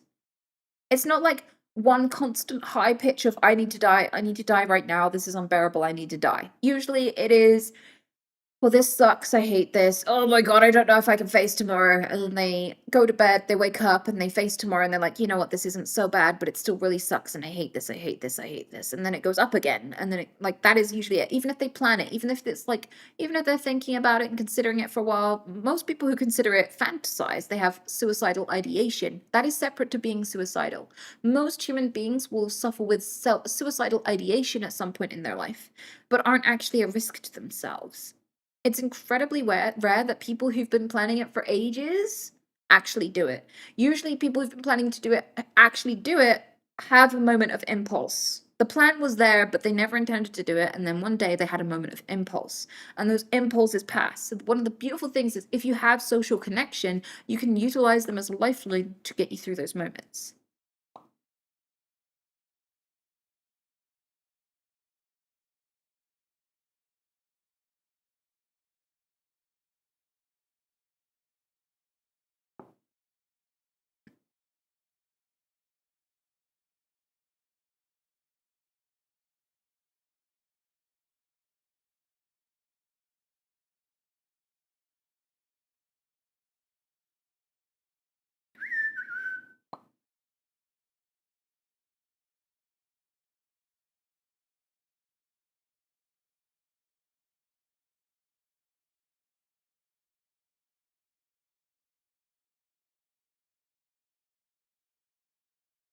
Life is a series of waves, good and bad. Yeah, everything is temporary, especially suffering. And the thing is as well, like, you gotta remember, so the World War II was like a really prominent thing in the UK. Like, the UK, it hit the UK a lot. So we have a lot of World War history, right? And one of the things is a lot of men, millions of men went to war and never came home. And there were women who started their lives with these men or got pregnant by these men. And then these men just disappeared and they had nobody, no support structure, nothing. The love of their life is just gone. They'll never even know how they died. They'll never know what happened to them, and they just have to continue, right? And that was incredibly depressing and hard. And a lot of these women were being forced into the workforce as well. So they were being pushed to work at a time when they were terrified that their loved ones won't come home, their sons, their brothers, their partners. And then quite often they'd be unemployed after, because when the men came home from, you know, the war, the women, they were like, okay, no more hobbies, no more sports, no more work, get back in the kitchen. and they forced these women back into subjugation and took all their opportunities away. So they gained a sense of purpose and independence for a brief time, had it taken away, and quite often a bunch of their fucking loved ones are dead, and they now have to grieve that. And so, like, that is just one wave of many situations where people lost everything that mattered to them, their jobs, their health, their family, so much, and had to rebuild from scratch. And they did. And they did. And this is a recurrent thing. There will be mass waves of misery where it's not just like a handful of people in society who are going through depression or a tough time in life. Everyone is just going through it. And it's like, this is an aspect of like, this is one of the things you have to fight through in order to have computer games and an oven and, an opportunity to paint in the evenings and, looking forward to coming home to your dog and laughing at your birthday parties or somebody else's birthday party. Like, these beautiful moments, you pay for them, you earn them by dragging yourself through the harder moments, the tougher moments. And the thing is, the more tough moments you go through, the more like self-assured and confident you can become, because you're like, well, whatever happens, I can handle it. I've handled a lot. Once you gain enough EXP, you're just like, yeah, maybe tomorrow, maybe the interview won't go well, but whether it does or it doesn't, I've gone through worse. I've handled way harder things than being rejected for a job interview, so who cares? Fuck it. Like, it does make life easier. It does make the world's challenges easier when you see just how much glass you can drag yourself across, trust me. And that's why a lot of people, when they get into their 30s, hit a level of self-assuredness and confidence. That's why a lot of women are telling each other, yeah, 30s is your prime. You learn a lot about life, and life gets easier once you've learned those things, and life gets a lot more awesome and a lot less stressful.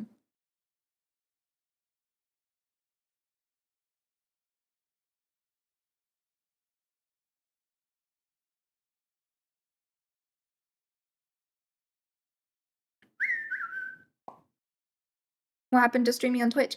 I am streaming on Twitch. You can just see it on YouTube as well. Like, if you hop on my Twitch, it's happening there too. You're both seeing me at the same time.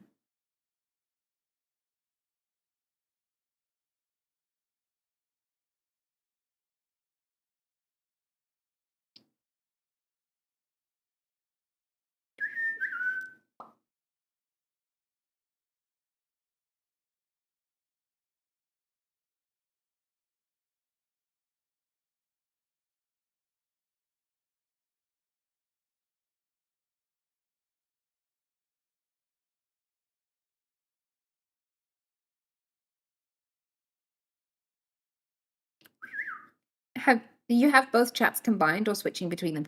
Both combined. I can see both at once.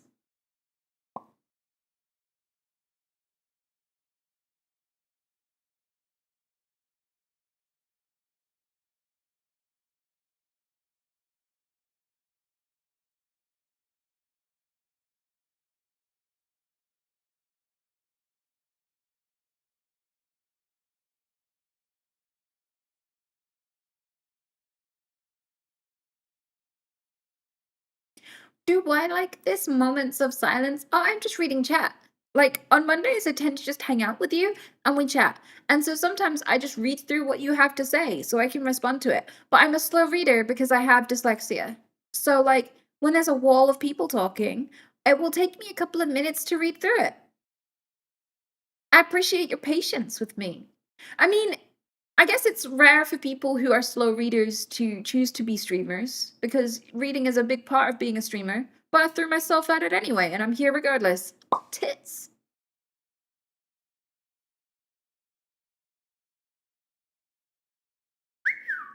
I love you.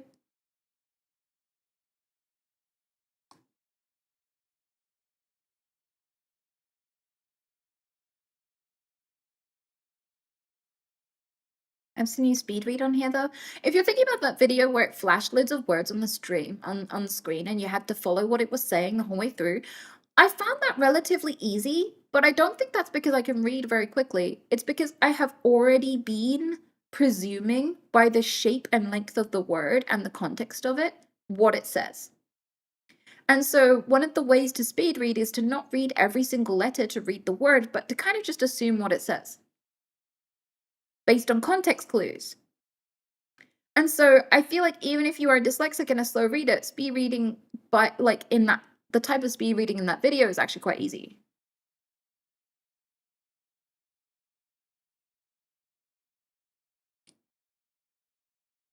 Oh yeah, you naturally do that anyway because of the dyslexia. And very occasionally I will get things wrong and be like, "Why the fuck are you calling my friend a prostitute?" And it's like they didn't say that. They're just like, "You should maybe properly look at what your friend said." And I'll be like, "Oh, that's that now." Or when I called that guy Kitten McShine or Kitchen Machine, I think I called them Kitchen Machine. And their name was Kitten McShine. And for years they've been subbing and I thought they were Kitchen Machine. And like I only figured it out because they were like, "Oh yeah, people assume that I'm a woman all the time." And I was like, "What? Because you're called Kitchen Machine? That's so fucking sexist." And I was so outraged and I was like, "Oh, wait."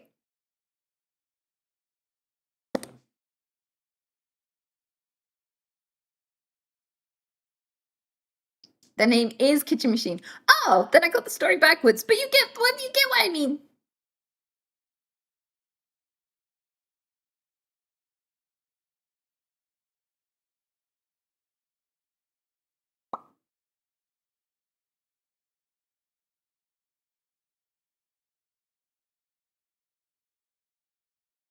Is it just me, or does Anita sound even more British live? It depends on the day. My accent fluctuates, unfortunately. I wish it was much more continuous. I do. I need to eat a lot of protein after this stream because, for my workout gains. I'm deciding what I'm gonna eat. I mean, it's a bit early to be deciding what I'm gonna eat because I'm gonna be hanging out with you for at least another hour, but like, or an hour and a half even. But I'm still like, how do I get my proteins in? What am I gonna eat?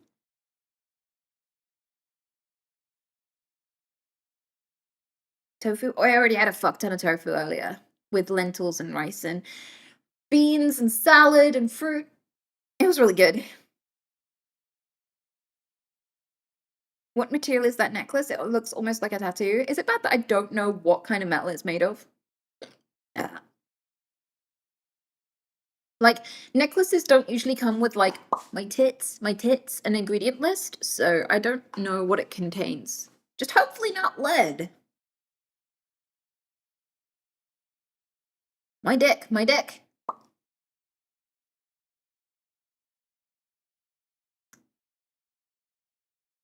Nah, it's pretty normal to not always know. Yeah, also, I just don't give a shit about precious metals and shit. I think it's not really me. Because, like, it's usually quite unethical the way that we get a hold of our gold and diamonds and shit. Like blood diamonds and gold mines and shit. Usually really unethical places where kiddies die a lot. So I'm just like, the cheaper the better. I'd rather it be some local, easy to gain metal than something that people are killing each other over?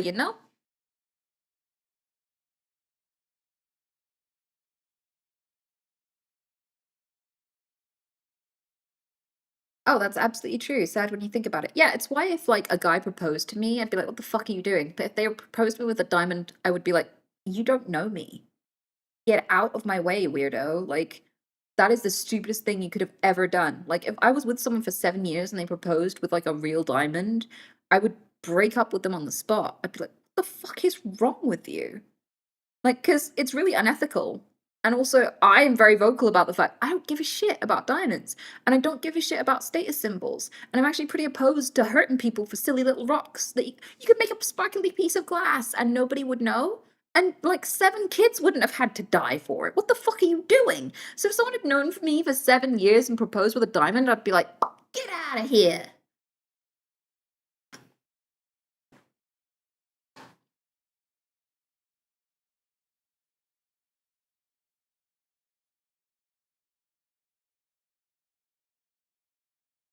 Exactly. That's a great email. What's that called? Peepo yeet. Yeah, peepo yeet.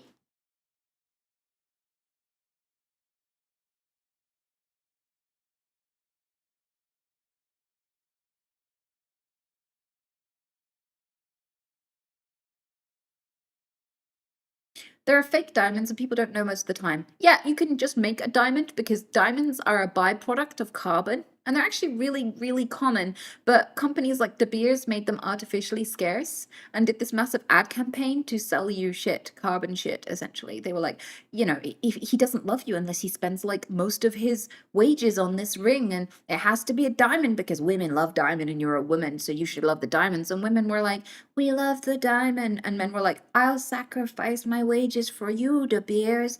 And like people just fell for it for a few decades, poor fuckers. And like it's just not like but like you can just make a diamond that is completely identical to a mined diamond in every single way. Like even experts cannot differentiate them. There is no way to scientifically differentiate a handmade diamond that you just made in a lab from one that you made in a mine, right? To the point where they're now saying that labs that can make the diamonds should be forced to put some sort of engraving on them or something, some proof to differentiate them from mined ones, that the mined ones can still hold their value. I don't think we should do that. I think the mined ones should just lose all their value and we get rid of the diamond mines, because a lot of these diamond mines absolutely destroy communities and the environment for a worthless common piece of shit. So like, fuck diamonds. I feel like the only time it's acceptable to wear a real diamond is if it's a hand-me-down, like if your mom or your grandma gives you their wedding ring and it just happens to have a diamond, fair enough. But if you're buying new mined diamonds, that's diabolical. That's like some psychopath shit. Like, why would you do that? Why?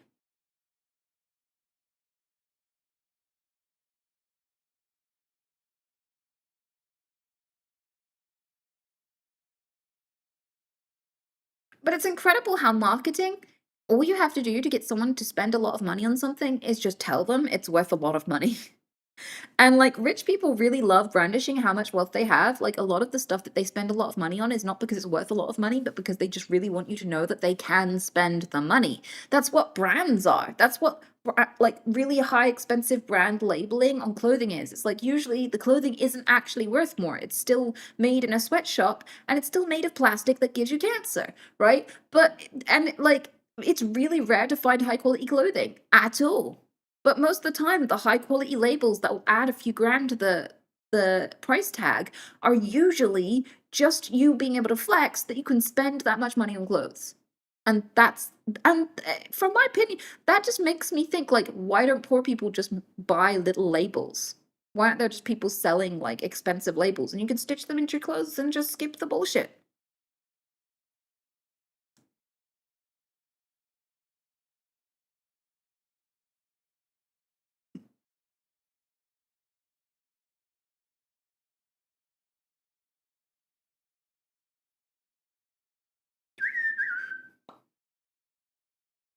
3 months salary for an engagement ring is 100% De Beers marketing campaign. Yeah, I've watched the documentaries about it. I have been my brain has been changed. I now know why I never really liked it. I mean, as a kid, I never really liked gold anyway, but I think it's because my dad bought me a necklace, a gold chain that said Daddy's Little Girl on it. And I was like maybe 9 or like 10 or 11, sometime in that age range. And I was looking at it like, I'm not wearing this. What the fuck?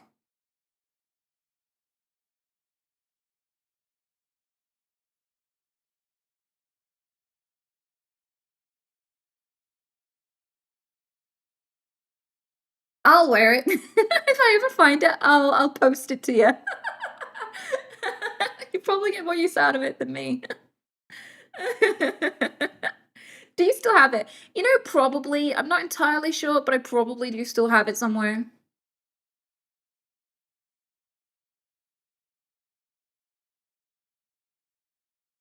Makeup is overrated too. I don't agree. I think makeup is awesome. And I think like makeup has also been always awesome. I think we only started stigmatizing it and questioning it and shitting on it when it became a feminine activity. But like you got to remember that for hundreds of thousands of years humans have existed. And during that time we often painted ourselves with multiple colors on our faces and bodies to represent our culture, our beauty standards, to be artistic, to express ourselves, to tell our stories, to represent status, to do all sorts of things, right? It has had this purpose.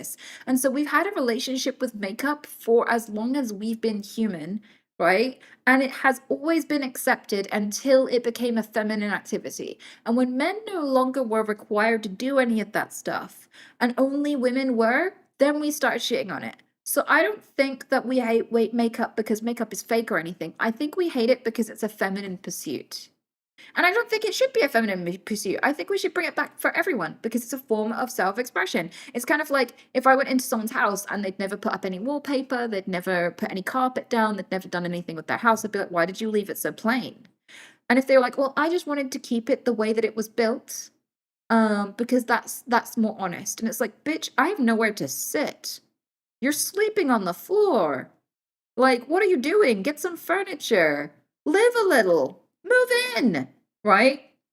And it's like, I feel the same way about bodies. If you want to get a tattoo or wear makeup or dye your hair or get an ear piercing, if you want to wear specific types of clothing, if you want to get a cock piercing, whatever the fuck you want to do with your life, right? I appreciate you moving into your house. I appreciate you customizing your avatar. I mean, people spend hours proudly doing that in computer games. They're like, I'm gonna be this character for like probably a collective total of like 14 days in lived hours, right? And it's like, still, I will spend a lot of time customizing what the hair looks like, the face, the eyes. No one waltzes in and goes, that's so fake. Just play the character how the developers made it, as the developers intended. Respect the devs. Don't customize the character. They're like, yeah, of course you'd customize the character. That's a fun part of playing the game. And it's like a fun part of existing is customizing your fucking face. Paint on it. Pierce it. Get tattoos. Do whatever the fuck you want. I don't think there's anything wrong with it. I don't think makeup's overrated. I think it's fine to like makeup.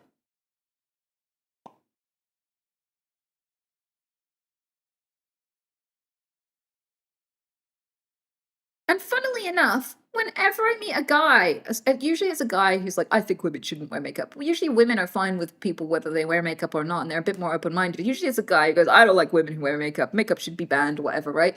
And then they play a computer game, and what's the first thing they put on their female character? Fucking makeup! Usually, when the guy who doesn't like makeup makes a Barbie doll porn star with eyeliner, lipstick, a boob tube, a boob job, the perkiest ass known to man, mini skirt, thong. So don't you start me with that. If you could be a woman, this is the woman you'd build. Shut the fuck up.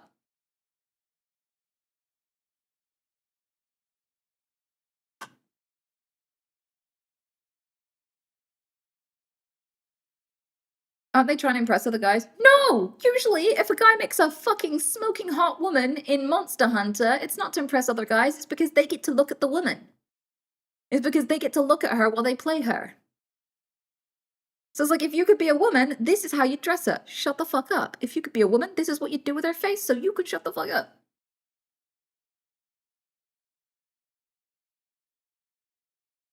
I want her to look nice in the pretty clothes.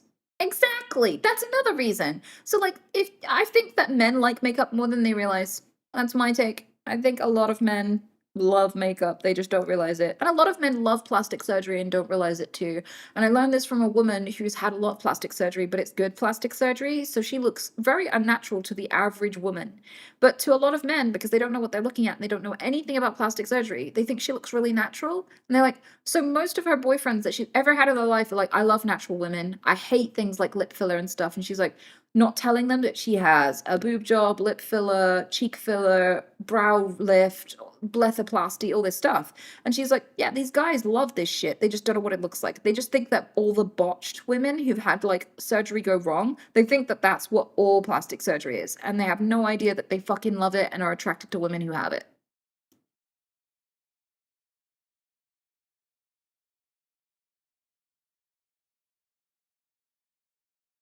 But there's not a lot of good plastic surgery.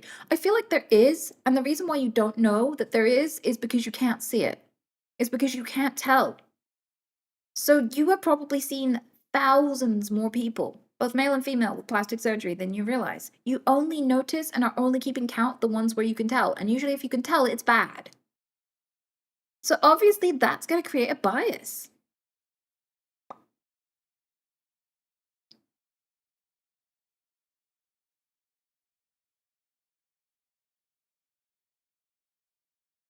Do you think that women should proudly own their plastic surgery? No. I think that anyone who's had plastic surgery for any reason, male or female, does not have to disclose it to anyone. I don't think they have to tell anyone. If they want to tell people, they can. If they don't want to tell people, they don't have to because it's your medical history. And that's like, you don't owe that to anyone. Like, if you want to do something to yourself, for yourself, you don't have to run that by anyone. You don't have to disclose it to anyone. It's nobody else's business but yours, what you do with your body. If you want to get massive watermelon-sized ball implants, I'm pretty sure most people would guess, but if you don't want to tell people they're not natural, you don't have to tell people jack shit. That's personal. Do what you want with your body and tell people what you want about your body. Whether it's everything or nothing. I don't need your full medical history to respect you, know you, hang out with you, work with you, have you serve me a drink at a bar. Like, none of my interactions are based on whether or not you got a nose job. So it's not something you owe me.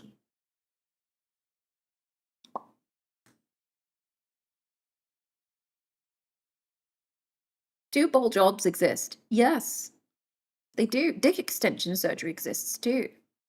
The surgeons who extend dicks literally have to go and they have to like find their clients before they kill themselves. This is something I learned. So I was listening to a guy who does dick extension surgery for people who have micro penises, and he goes and finds youngsters who have micro penises, and he tells them about dick extension surgery and says he's here for them if they ever need him when they're old enough to get the surgery, because he knows that so many of them end their lives before they get to be old enough to get the surgery.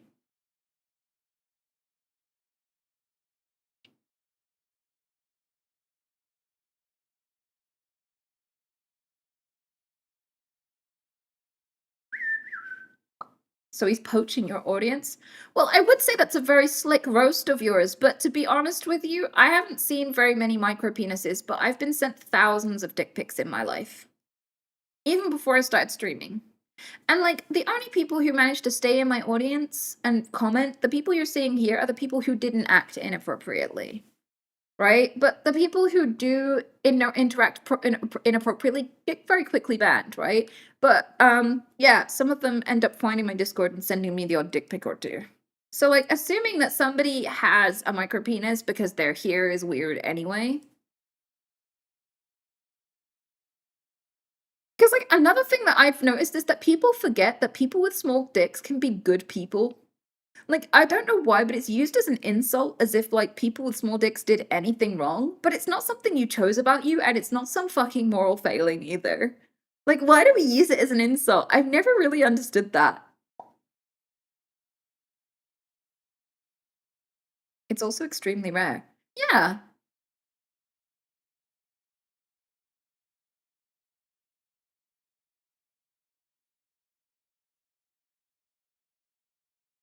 It's emasculating. But obviously it's gonna be really hard for me to understand that as a woman. Like, I have a disadvantage in trying to understand emasculating because there's no such thing as effemulating. There's nothing that you could do to me that would degrade my femininity and make me feel like less of a woman. Right? So I might be talking out of my ass here, I might be being insensitive, but I don't think that emasculating anyone actually fucking exists. I don't think you can humiliate someone so much that they just lose their man card. I don't think that having a small dick makes you more or less of a man, either. I just genuinely don't. I don't think it's something that other people can decide about you or take away for social reasons, right?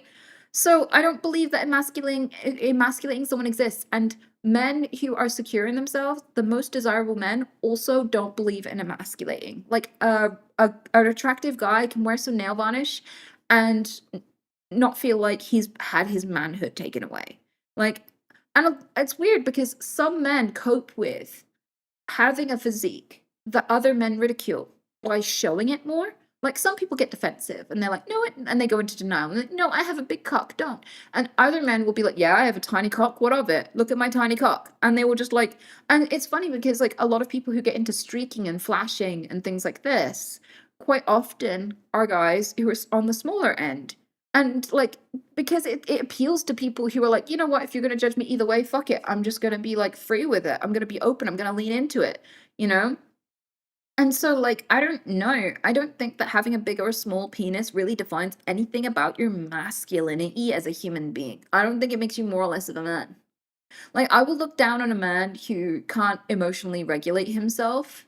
I'll look down on a man who is violent to those weaker than himself. I'll look down on a man who punches walls when he's mad. But I will never look down on a man for things he didn't decide about himself. And seeing as we don't decide how big our nose is, or how big our eyes are, or how big our dicks are, or whatever, like, I don't think that that should be a defining factor on how much of a man you are or how worthy you are. It's just, it has nothing to do with anything. I just think of them as like heavy penises and sport mode penises, you know?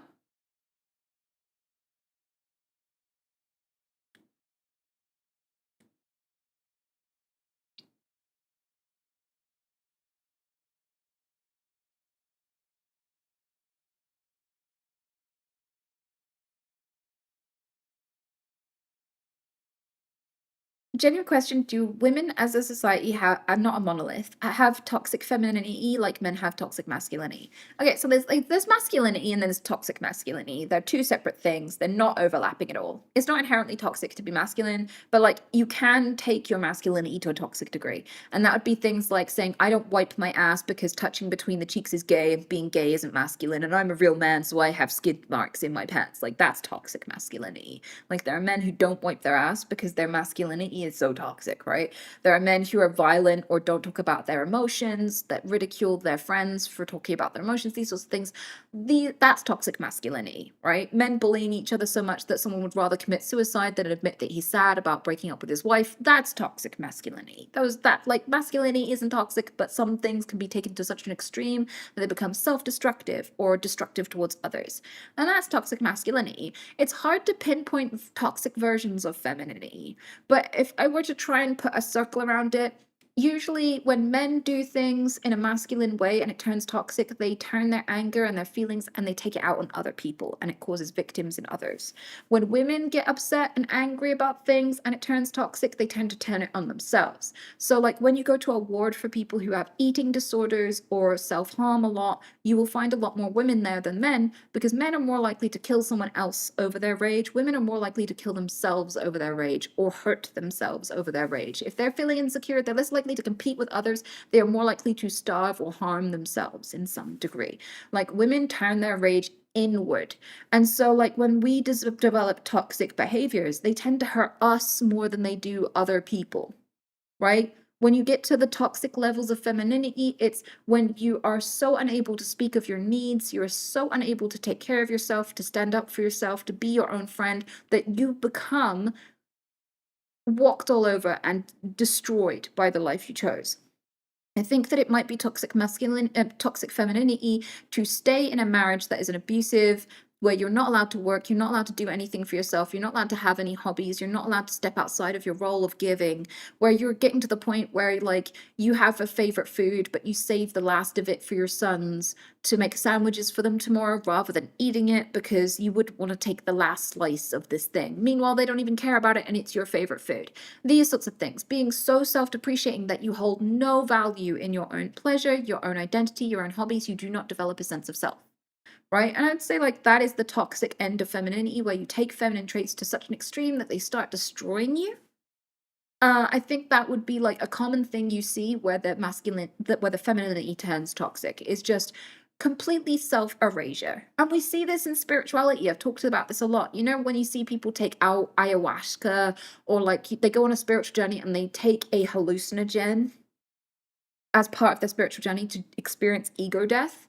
A lot of men will look for ego death, a lot of women won't, because women need to build an ego. So like so when men are like they're like my concept of self is destroying me. My attachment to things, the way I sleep with women, the way I connect with others, the way I treat my family, it's shit. I'm depressed, I hate myself, I hate my life. The person I've built is not serving me. So ego isn't bad for you. Ego is just your concept of self. It can be good or bad, right? And so, like, some people need to destroy that ego to build one that is healthier.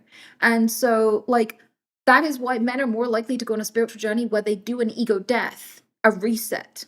Whereas women, quite often, when they get into the toxic levels of femininity, will spend so much time taking care of other people that they never build a sense of self. They never found out what hobbies they're into or what skills they have because they went from childhood to serving a family, serving a partner, serving children. And in that time, they never made time for themselves. They never made friends with anyone. They never had adventures of their own. They never wrote their own story. And so they don't have a concept of themselves. They don't have an ego. And so for them to connect with the world better and connect with the world, like connect with everything better and have a spiritual journey, they have to develop the concept of self, not kill one, but make one in the first place. And so, like, I would say, yeah, if I were to define toxic femininity, it would be the self-destructive self-erasure, to completely banish your entire identity and just be a servant, be purely in a servitude mode, to be so submissive that you are not a person, you are just your deeds. And quite often those people never get respected, never get loved. What happens to them is the minute they stop being able to serve their duties, they get discarded.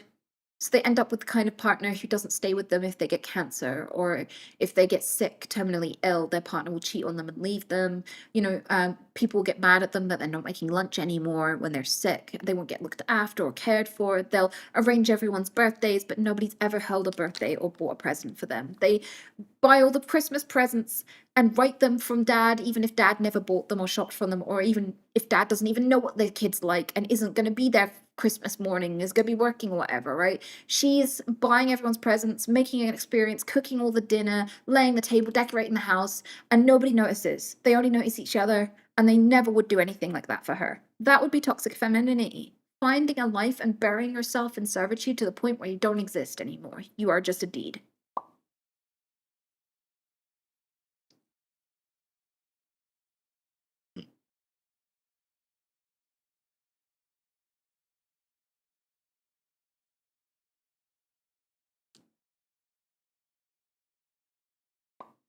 But, like, I will say, yeah, it's weird that we don't like ego, because ego doesn't mean bad. Like, ego doesn't mean thinking so highly of yourself when you're not that good. Ego is just a term for self-concept. We have loads of different words for this. In therapy talk, it's called a schema. You have a schema. Like, a schema is like a collection of ideas about who you are. And, like, sometimes your schema needs healing. Right? And I think they in therapy talk don't call it an ego because most common people don't actually think about what ego means. And I've only ever used it in a negative context, so you start to think it's negative. It's not. It's just your idea of who you are. So if you think, I am a gamer and a worker and a friend and a brother, like, that would be your ego.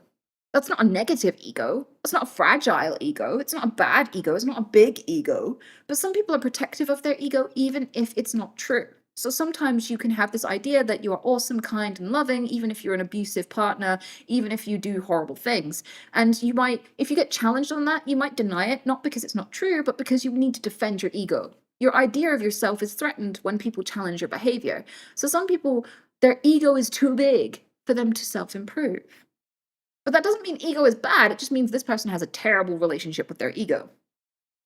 And I think, like, having an ego, being able to acknowledge who you are, how you behave, what you do, what you don't do, can be really, really helpful. Like, it can help you be a decent human being. If you decide, like, I'm a person who stands up for animals and those weaker than myself. If you decide that before you get into a situation, then you handle that situation more quickly. If someone's attacking an animal and you've decided, I defend animals, then you will rush in and help that animal immediately. But if you haven't decided who you are or how you feel about the situation, and then you're in it, you might be like, what do I do? And then it might pass, the dog is dead, and you sit there and you regret it. You're like, I should have saved the dog. Fuck. So, like, sometimes having a sense of who you are keeps you sticking to your morals, to your idea of a good life, your idea of what being a good person is. If you decide you're a family person and you're a protector, then if you decide that ahead of time, you're going to stand up for your partner if they're in trouble, right? I saw a video of a woman getting attacked with a knife next to her husband or partner, and her partner just stood there, looked really scared, hid behind her, and then ran away and left her with the man with the knife. And so, like, I feel like a lot of people watched that video and really scrutinized him and were really mad at him for not being a real man. I don't think it has anything to to do with being a man. I think if she was with a woman, that would have been a terrible thing to do with your partner. I think if she was a man and it was the woman who got scared and hid behind him and ran away, I think that would be being a terrible partner too. I think if you decide that you are going to be the kind of person who stands up for the ones that you love ahead of time, then you will do the right thing in the moment. And that is a part of your ego. You have to decide who you are. And I like having an ego is useful, is beautiful if you have a good relationship with it, having a good schema. And therapists will listen to your schema, they will listen to your idea of yourself, and they will ask you questions. If you have problems with your behavior and things, and like you're not seeing what the problem is because your idea of yourself is different to how you're actually behaving, sometimes your ego can get in your way. Like if you think, no, I'm a good person, but you're doing a shitty thing, like, you may not see that you're doing a shitty thing because you're like, I wouldn't do a shitty thing. I'm a good person. Most people in studies, 90% plus of people in studies, think they are a very good person and think they are the nicest person that they know. And it's like, we know, we're all human. We've experienced humans. We know that 90% plus of people are not wonderful and nice, but most people believe that they are. So sometimes your ego can be very, very unrealistic, not very accurate. And it creates blind spots where you might be hurting your family or hurting yourself. And a therapist can point out and ask you questions and make you realize things that you aren't seeing because of your ego. So, yeah, ego can be good, ego can be bad, ego can be a tool, ego can need destroying, you know?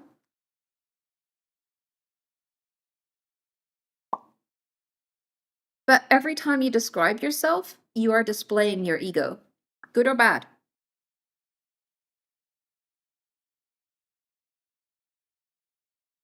So wait, did we get an answer to if toxic femininity exists? I got incredibly lost. Oh yeah, I said that ages ago before I even started talking and clarifying about ego. I started talking about how I think toxic femininity is when you become a role where you become entirely a gender role to the point where you destroy yourself.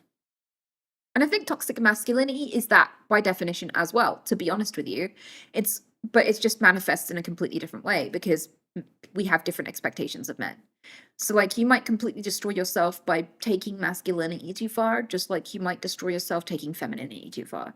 But yeah, usually toxic femininity is becoming pure servitude to the point where you destroy yourself, where you are not a person and no one cares about you and all that anyone values about you is what you do for them.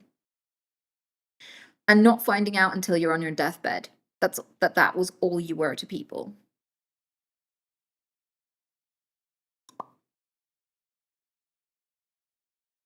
And I think like one of the things that I would advise if I had kids, if I had a daughter and I wanted to make sure she didn't just become nothing but a servant and nothing more with no identity, no values, no one caring about anything about her, is I would give her these top bits of advice. I'd be like, only get with a man who tells you who you are to them.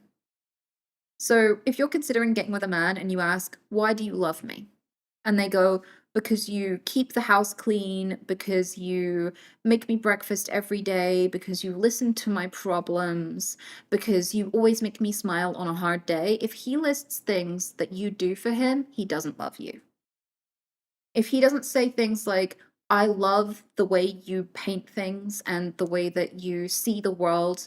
I love your viewpoints. They change my mind. Like, I love, your habits and the things that you care about. And he can list those individually about you. If he speaks about your character, the unique things that make you who you are, then he loves you. But if he speaks about things you've done for him, he loves what you do for him. And I would say, like, to help protect a woman from toxic femininity, I would say only be friends with people who also message you first. If you are the only one messaging first, get rid of those people. You know, I would encourage her to have hobbies. Even if she wanted to be a housewife, I would encourage her to have hobbies and a separate life from her partner and her kids. So that if she lost her partner and her kids, she would still have a life. That they are add ons, that they are not the center. They should be also cool things about her existence, but of which she has many. And I think that would save her. And I think I also would encourage her to never say anything poor about her body and never hate her body as much as men do. Like, no one should ever be angry at you for being whatever size you want, but even more important than that, you should never be mad at yourself for not being a certain size. Like, there, you don't owe the world a specific size. You don't owe the world a specific type of beauty. You can have whatever amount of leg hair or none. You can have a bush or none. You can be fat or thin. You could be muscular. You could be whatever body you want, but never be mad at your body and never see your body as not enough. And never listen to anybody who tries to make you feel bad about having a body, because the body is the greatest gift you will ever receive. No matter what shape it is carrying you everywhere you go. You are, your brain is the most complicated and beautiful thing you will ever be given in your entire life. It is the most complex thing we know of in the universe. We haven't even made computers that are as powerful and strong and as the brain. So like, your body is a gift, your eyesight is a gift, your hearing is a gift, your sense of smell is a gift. Everything that your body does is a gift. Never let anybody make you not appreciate this awesome thing that you have. And the fact that they can't jerk off to it and it's not their particular brand of beauty doesn't matter. It really doesn't fucking matter. Because no matter how beautiful you are, I would take them and I would sit them in front of people like I'd go into Rihanna's comment section. Rihanna's gorgeous, right? And but look at all these mediocre men going, she's mid. Look at these men who wouldn't pass the beauty standard that they're holding her to. This is how ridiculous it is. Whilst there are men who would kill to breathe the same air as her, there are also men who are calling her mid and saying, I could never date her. Her arms are too wide or some shit. And it's meanwhile, they look like gum that someone scraped off someone's shoe. And it's like, other people's critique of your body is fucking ridiculous. You're the only one who has to live in it. Appreciate the shit out of it. Never let anyone turn you against your own body.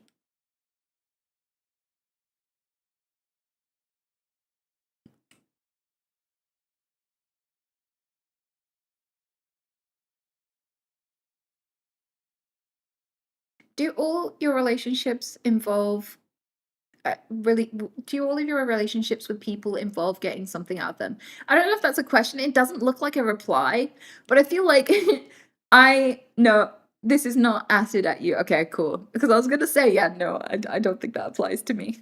That'd be a bit of a weird question for anyone to ask me.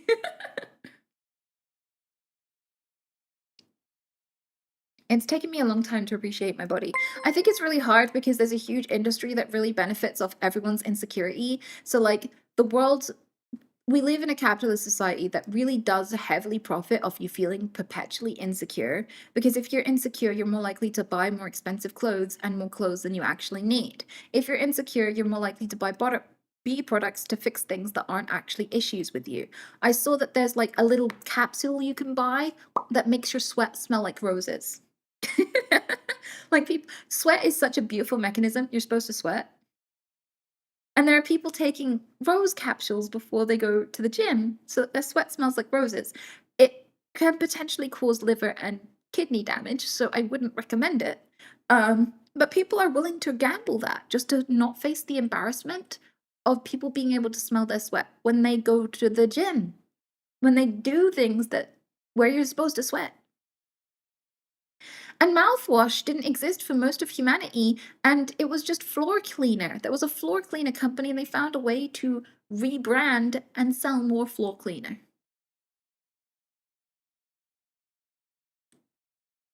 And so they invented an illness that doesn't exist. Halitosis was a made-up word made up by a mouthwash company to make you feel ashamed of your breath. And they first targeted women, of course they did, right? Because with women, they had these little sheets, and you can go find them, these adverts in magazines where they said, is he running away when you try to kiss him? You might suffer from halitosis. Is your breath horrible? No one wants to know you. No one wants to be friends with you. How embarrassing. You can fix it with this, with mouthwash, you know? And so, like, they invented a problem. They invented some extra shame to profit from. Most shame is about control or profit. It's not actually good for you or healthy for you.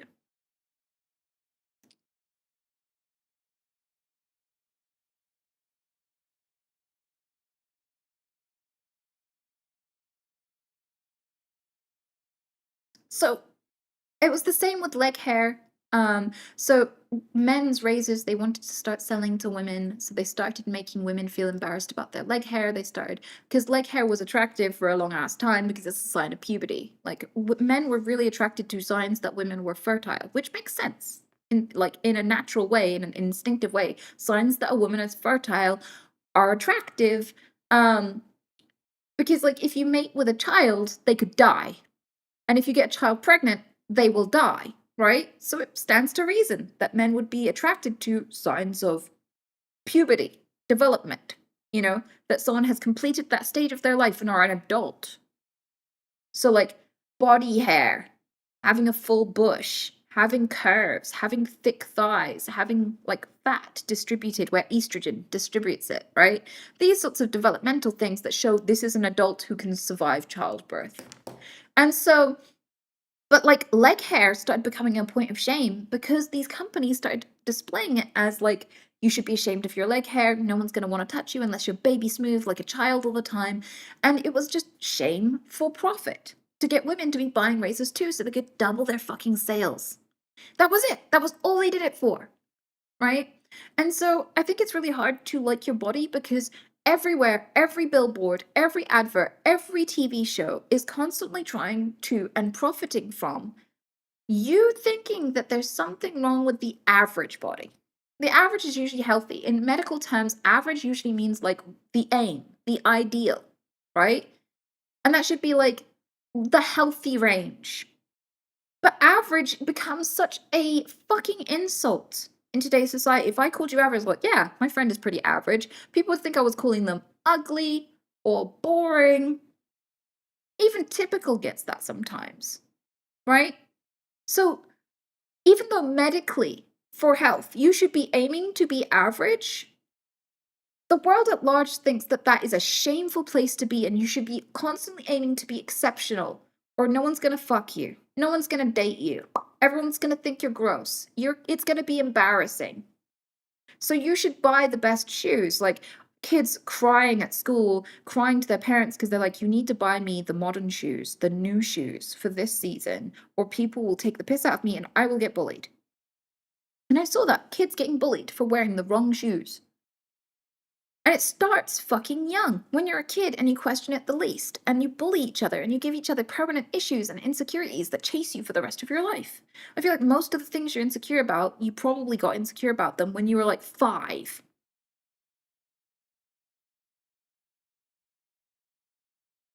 Yeah, it does start young. It's crazy. Yeah, and we all have it. Women aren't allowed to have eyebrows. Women start getting ridiculed for having eyebrows. I remember the first time I was bullied for having caterpillar eyebrows. I was under the age of 10, and I started plucking them so that they would be acceptable and I would be treated like a human being. There's constant shit like that with everything. Dick size is one for men. Like, dick size is absolutely one for men. Guys scared to go into the changing rooms and stuff because they're ashamed of their size. Guys crying in the bedroom and being really worried that their partner's gonna think they're small. And usually these guys have average sized dicks. They've just been watching a fuck ton of porn. Right? And they think that the guy with the massive, like, arm length, forearm length schlong is the average because that's the only dicks they're really seeing. And so, like, yeah, a lot of people are constantly insecure, and it's the world profits from turning you against yourself all of the time, and it will take so much energy from you. It will sap your joy in life if you're constantly thinking about your body and how it looks to others and maintaining and sanitizing your body for others. I don't mean sanitizing. I think it's good to be sanitary. You should wash. You should wipe your ass, But I'm saying, like, when you're sanitizing your body for other people's eyes, you're not focusing on your health. You're not focusing on what's good for you and what elevates your experience. You are focusing on shame and avoiding shame. You are constantly paying to avoid shame. And that's why it's so hard to like your body. That's why it's so hard to feel comfortable. That's why you feel self conscious in a crowded room and feel fine when you're at home and no one's around, right?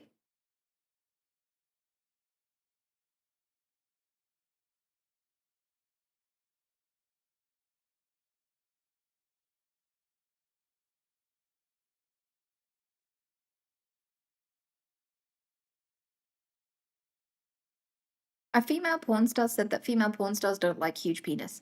I feel like, yeah, it stands to reason because a lot of porn is not a sex act. It's usually like hours and hours of stopping and starting and getting the right camera angles and pausing and like everyone holding their position and staying very still while they pour like fake cum on people for screenshots and pictures and things like this. So you might be working with a guy for like 10 hours. And if someone is very, very well endowed, those are going to be 10 very painful hours. Because when women get erections, it makes room for the penis. If you're not actually erect, then that's going to be quite agonizing. Also, the texture of your insides changes, so like it does make it very difficult to just have something pressing on your insides for a long time if you're not specifically aroused. So it doesn't surprise me that people who are porn stars probably don't prefer the massive, massive penises. But earwigs do. Did you know that? Earwigs prefer bigger penises.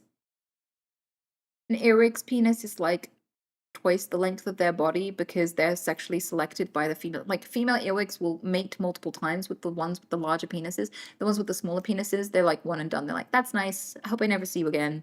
But they'll go, hey, can we hang out again? With the guy with the big penis. And that is earwigs. Not humans, earwigs specifically. Yeah, so earwigs are size queens.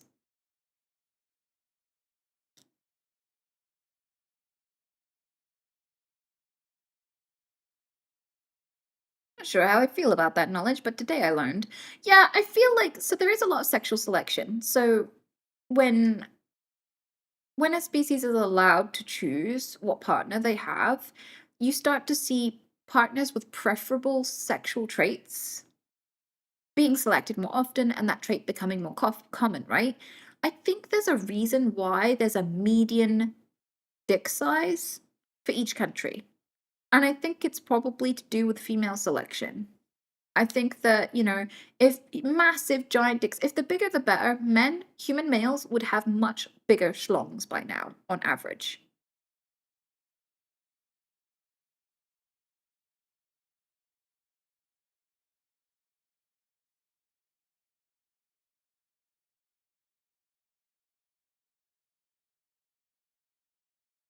Why are you just dropping fun facts today, Peaksy? It's like, I always find it fascinating how Anita can have a 45-minute non-stop rant but can't drink apple juice without ceasing to exist.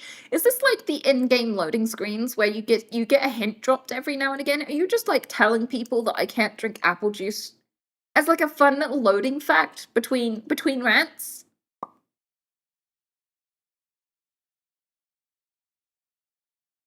Because like it is actually my kryptonite and you probably shouldn't tell people about that.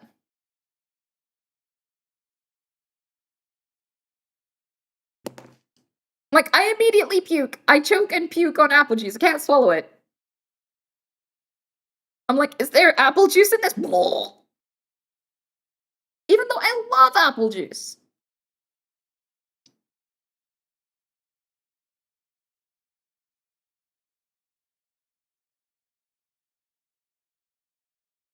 And it's really bad because the apple juicification. Like, it's the cheapest of the apple. It's the cheapest fruit juice to produce in the UK. So now our version of shrinkflation, where they raise the prices and give you less portions, is not to shrink the bottles of fruit juice, but to just make a higher percentage of it apple juice. So you'll buy mango juice, and it's like 25% mango juice, and then the rest is apple juice. And I won't know, but mango juice. So I feel personally attacked by the apple juicification.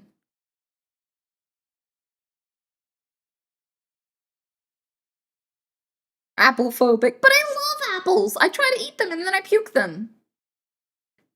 I try to drink the apple juice. I'm like, apple juice. I went on the first class in the trains. I've started taking first class to avoid weird people, because sometimes people recognize me, and it's nice most of the time, but sometimes it's not nice, and so I get sleepy traveling. I'm not out during the day much, and I usually am sleepy during the day, so I want to be able to fall asleep and not wake up to someone who's like mouth breathing and like, I love you. I've been watching you for years. You touched my elbow. I think we have a special connection. Where are you going? Where do you live? So like, to avoid that, I've started taking first class trains to travel places. Oh, thank you so much. I appreciate appreciate that, Medger. I really love the Minute Maid apple juice. Wow, way to flex. I feel flexed on. I wish I could enjoy Minute Maid. But anyway, so yeah, I take first class and they give you free drinks, completely free of charge. They don't charge you, like, there's a cart that comes up and down the train with snacks to all of the carts, or all of the train carts, right? But usually you have to stop them and go, I would like a sandwich, I would like a chocolate bar, and then you have to pay for it. You have to scan your card to have the chocolate bar, and they run past like, snacks for everyone, would you like snacks? And you eat your snacks, right? In first class, they're like, would you like wine? Free wine, don't have to pay for it. And they will offer you another glass of wine every 10 to 30 minutes. It's crazy, because after every stop, new people hop on, so the car comes through again. That doesn't happen in the ordinary cars. Yeah, in the ordinary cars, you get it passes you like maybe twice in the whole journey. But every time new people get on, they make sure that you've had your chance to have a free drink. So they come by and they offer you wine. And I don't want to drink wine on a train. I have lots of things working against me. I could miss my stop. And you got the name right. Woo! Wait, your name really is Mebger? That's awesome. I was kind of worried that you might be Meb Jr.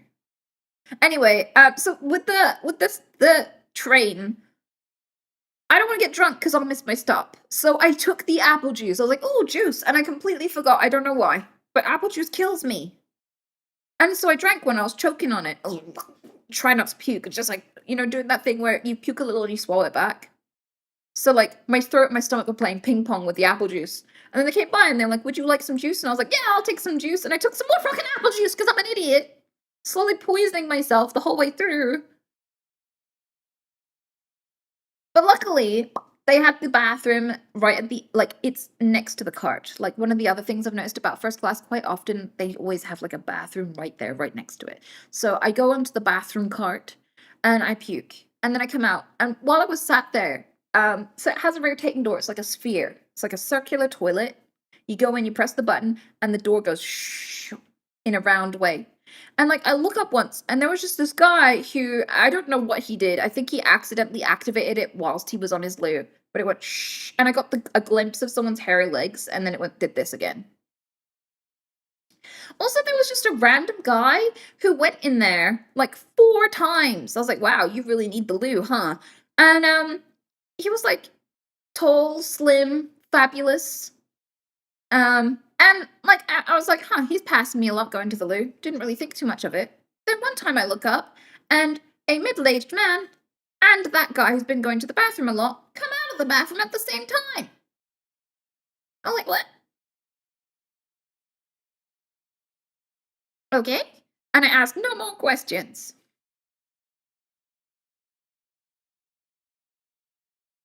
So, like, I've also learned from here on out, if I get the first class tickets, I'm gonna get, like, you can choose. You can pre-book. You can choose everything about your ticket. You can choose, do you want a window seat? Do you want to face the way you're going, or do you want to face backwards? Do you want a table? Do you want a table to yourself? They have tables to yourself in first class. So, like, normally in like the ordinary poor people class, there's 4 seats and they face each other with a table in between. And there's like a couple of those in the middle of every train. So like, most seats you don't get a table, you get a little fold out table. But there's like 2 where there's like an actual real table. And in first class, you can get a table to yourself where you don't face anyone and no one sits with you. Just one chair facing one table, and then there's a chair, the back of the chair here. Are we calling it Povo class? Yeah, we'll call it Povo class. In Povo class, you would never have this many tables.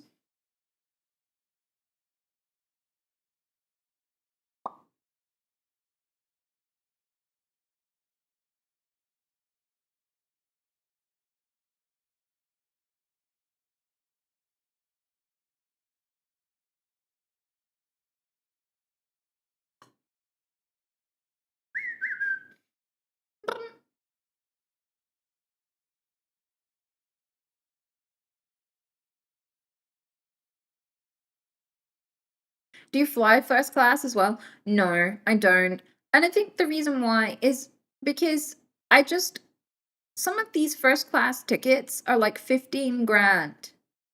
Like between 5,000 and 15,000 pounds I've seen them go for. And it's like, that is enough money to put someone through college. And I'm only paying for a slightly more comfortable seat for a few hours. And I can't justify that in my head. Like, even if I was a multi-millionaire, like billionaire, if I was a multi-billionaire, I don't think I could justify to myself not spending that on something that changes things for the better. Because the thing with economy class is it is a con. So they make economy class as uncomfortable as possible to torture you into paying for a better seat rather than just having good seats throughout the entire plane. They will coerce you into spending as much money as possible to avoid discomfort, and that's all by design. And I think that's really scummy, and I don't want to be forced to do that. And I don't want to be forced to spend enough money to put someone through college on a fucking slightly more comfortable seat. I just don't want to do it. I just cannot reason it.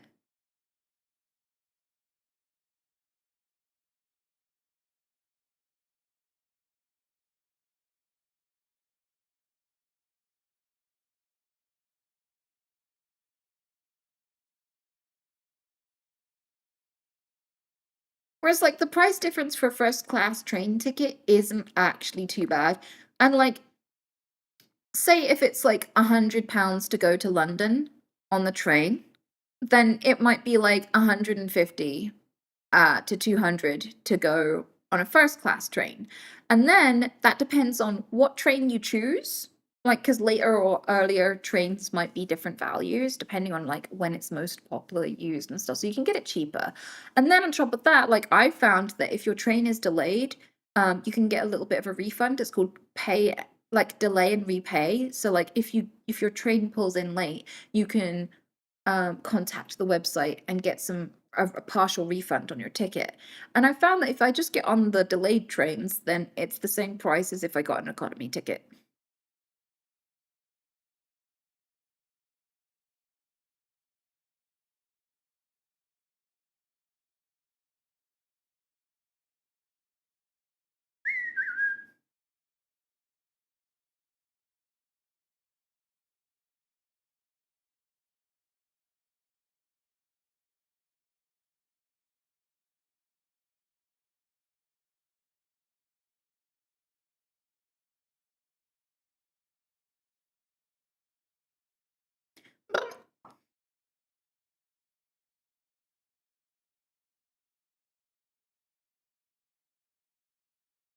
Maybe you're allergic to apples. I don't think I am. I think I just have an overactive immune system.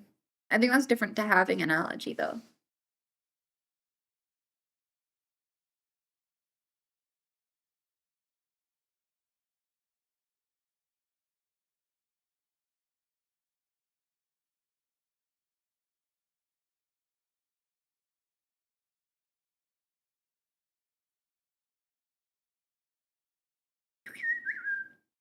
Can you eat apples? So technically, I can eat them and swallow them, but they just come back up. Like I can't actually get them to enter my stomach, so they'll just sit in my esophagus and they won't go in, and then later I'll puke them. And what's really weird and freaky about that is I can have an apple and then eat like a full course meal, swallow the entire meal, digest it, and then later in the evening, like 4 or 5 hours later, puke just the apple. I don't know how that works. Yeah, I don't know how. I don't know how it works, but it does. That's exactly how it works.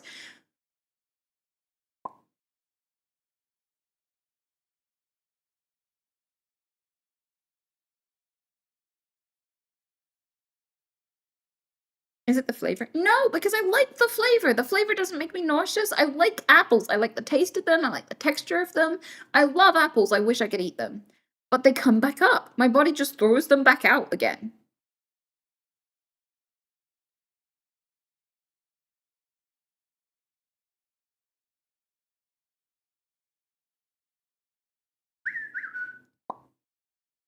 Exploitation is a constant theme in these conversations.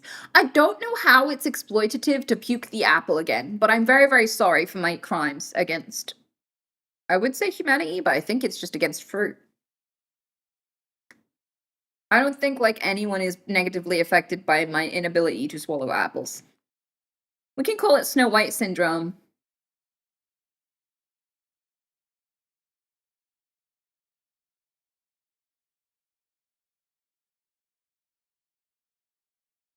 Is it just the apple solids, or does the juice have the same situation? I swallow the I can't swallow the juice either. If I try to drink apple juice, it comes straight back up.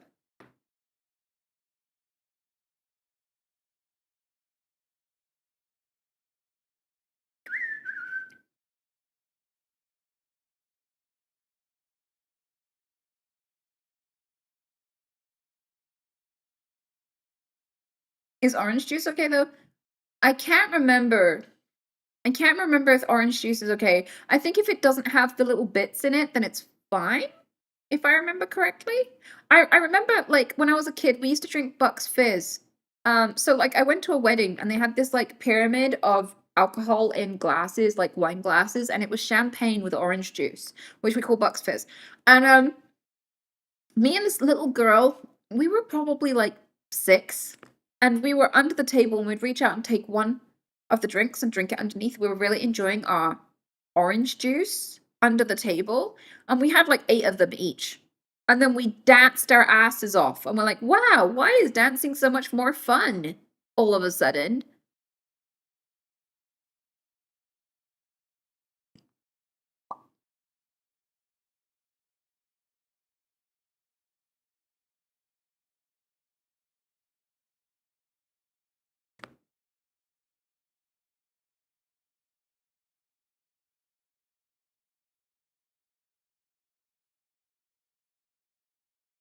I had a similar experience when I was 10. Yeah, it's wonderful what having no parental supervision will do for you these days. So that I remember that wedding really quite a lot because they had inflatable instruments that people were throwing around in the crowd. So like people were just throwing them forward and back, and there was an inflatable saxophone, and I grabbed it right on the stage next to the live band and was pretending to play it along with the music as a 6-year-old, and everyone was just like, "Yeah, hey, hey, go for it, play that shit."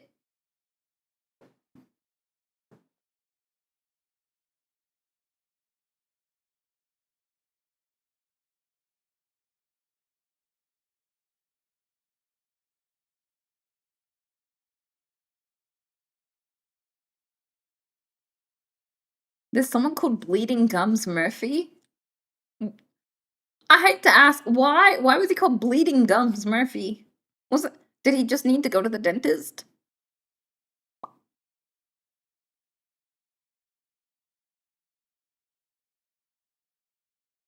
Yes. Oh, okay, that's the whole story. Thank you.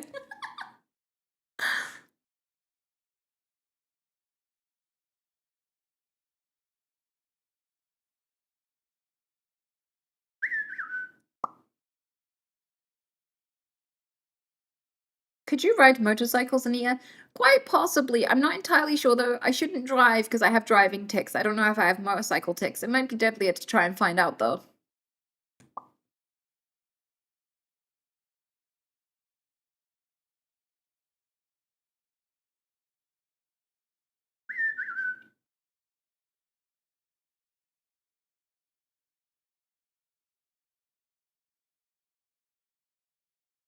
Any advice on having a boyfriend? Getting one or having one? Or keeping one? Or keeping one hostage? I mean, I need more specifics here because I feel like the advice to get a boyfriend is different to keeping one. Picking one is different from getting one is different from keeping one. Keeping one hostage. Okay, pick one that has friends and relatives. This rules out a surprisingly high amount of them. But yeah, if you're gonna have a hostage, they only really mean shit if they mean something to somebody else. So get one with like, partners and shit.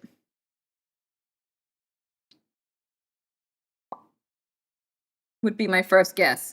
I've not actually kept a hostage because, it's not my gig, but I'm guessing that would be like number 1. Choose your hostage wisely, LMAO. Yeah! And maybe go for one that you could overpower, I'm guessing.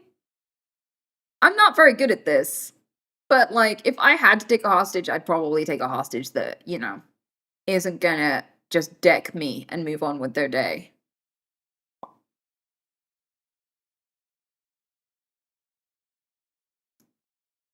Yeah, just go for someone weak and valuable.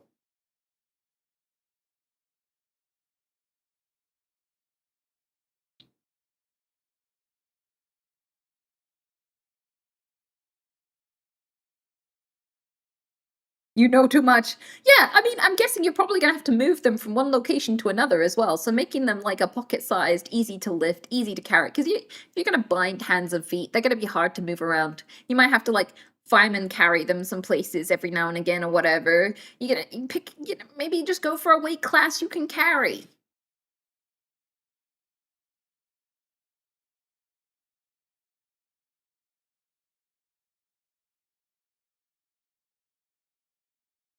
Yeah, economy sized. Because as well, you might have to bury them. I'm guessing if things go awry. So it saves on space too.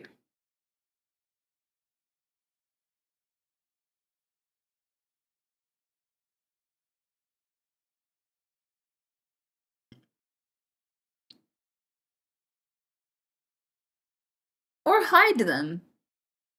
And so if they're not a very hideable size, this might be slightly challenging. You're not gonna hide someone who's 6 feet in the back of your car.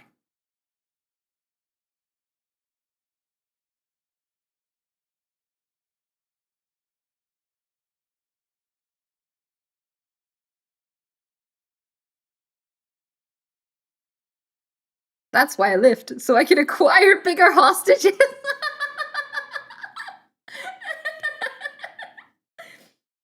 Good strat. Bitch! I like dick. That was a tick.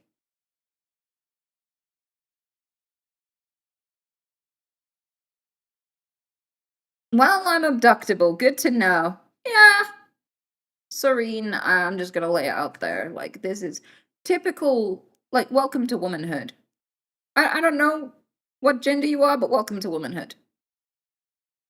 This is a realization that most of us experience at some point, usually in primary school. Usually we hear about like one of our the other kids having gone disappeared or something, and we're like, "Well, I'm abductible. Good to know." At some point, it does dawn on you.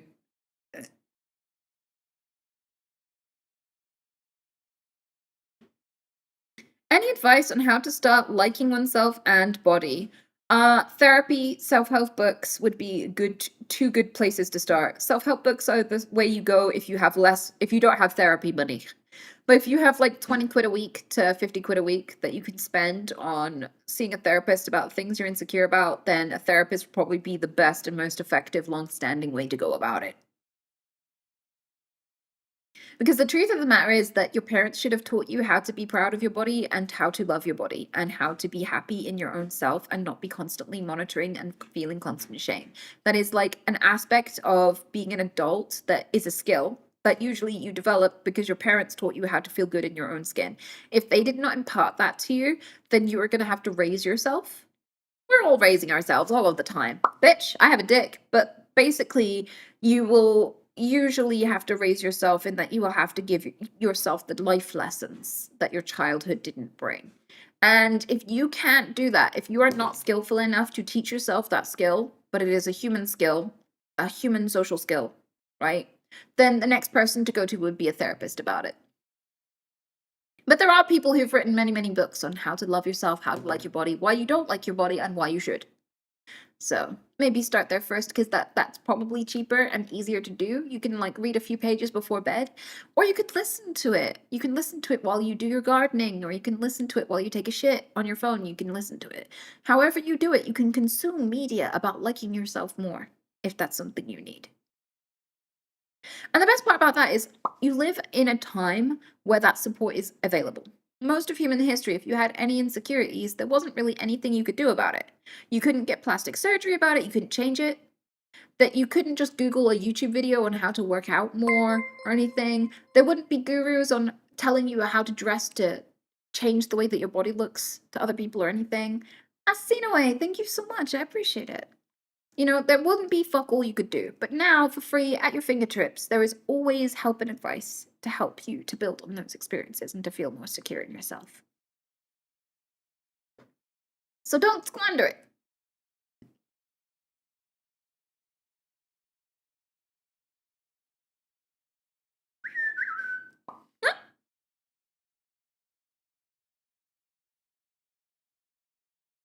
Power corrupts, therefore absolute power corrupts absolutely. I used to feel the same way as you, but I learned a little bit more information and it helped me to restore my faith in humanity, so maybe this information will help you too. But apparently, like, you're not entirely wrong because being rich actually does brain damage. It will cause underactivity in regions of the brain that you commonly use while relating and empathizing with others. The reason why it tends to do this, there is no, you can avoid it. There are things you can do about it to prevent it. But I'm going to tell you that it exists first. So I'll tell you the problem and the solution. The problem is that when you are rich, you surround yourself with other rich people, right? And when you live in a system of inequality that isn't fair, where you get everything and most other people get fuck all, right? It might feel tremendously exploitative and cruel to keep a hold of that money. You know that sinking feeling you get when you walk past a poor person who's like asking for money on the street and you justify to yourself why you deserve to keep your money? And you don't really need that extra pound coin in your wallet, and it might change this person's entire day, but you just tell him he's probably an addict or a criminal or a professional beggar who's not even poor, so I don't have to give him the money. And you might, you'll make him immoral. You'll immoralize lower classes than yourself. Middle class people do this to homeless people all the time, and they go, "You're probably a con man. You're probably an addict. You're probably lazy. You should just go get a job." All these sorts of things. I deserve to be here. I earned my money. I deserve my money. You clearly just didn't do the things to get the money. Therefore, I deserve the money. You don't. These sorts of things, right? And so you moralize your wealth. You moralize this disparity you're seeing. You're just like, I'm not being an asshole for spending £1 million on a thing like I don't need, like my seventh car. I could have saved many orphans with that money, but I'm not being an asshole because I deserve the money. I earned that money. And poor people are immoral anyway and don't deserve my money, right? So you empathize less with other people, and you don't do basic tasks that would connect you to other people and make you understand things like suffering and things like inconvenience and things like this. When you're washing your own dishes, when you're cooking your own food, when you're helping your neighbor dig a hole in the back garden or whatever, right? You are understanding how hard things are, and that connects you to other people. You want to make things easier for other people because you know how bad it can get. And when you become very comfortable and very rich and you're not doing any basic tasks, it can distort and shrink the part of your brain that connects you with others, understands others, empathizes with others, right? Because you sometimes you empathize with people through the lens of your own experience. Like, I know what it's like to be stuck doing too many dishes. I'm going to get up and help my wife clean the dishes so she's done sooner. But that might not occur to you if you haven't done the dishes for years and years. It might become invisible labor that other people are doing. You don't even think that dishes need to be washed. You only notice that they're clean, right? And so this shrinks and distorts how your brain behaves and your ability to lead, your ability to empathize. It disadvantages you. It brain damages you, right? It changes the structure of your brain and makes you impaired in your ability to understand situations and navigate them properly.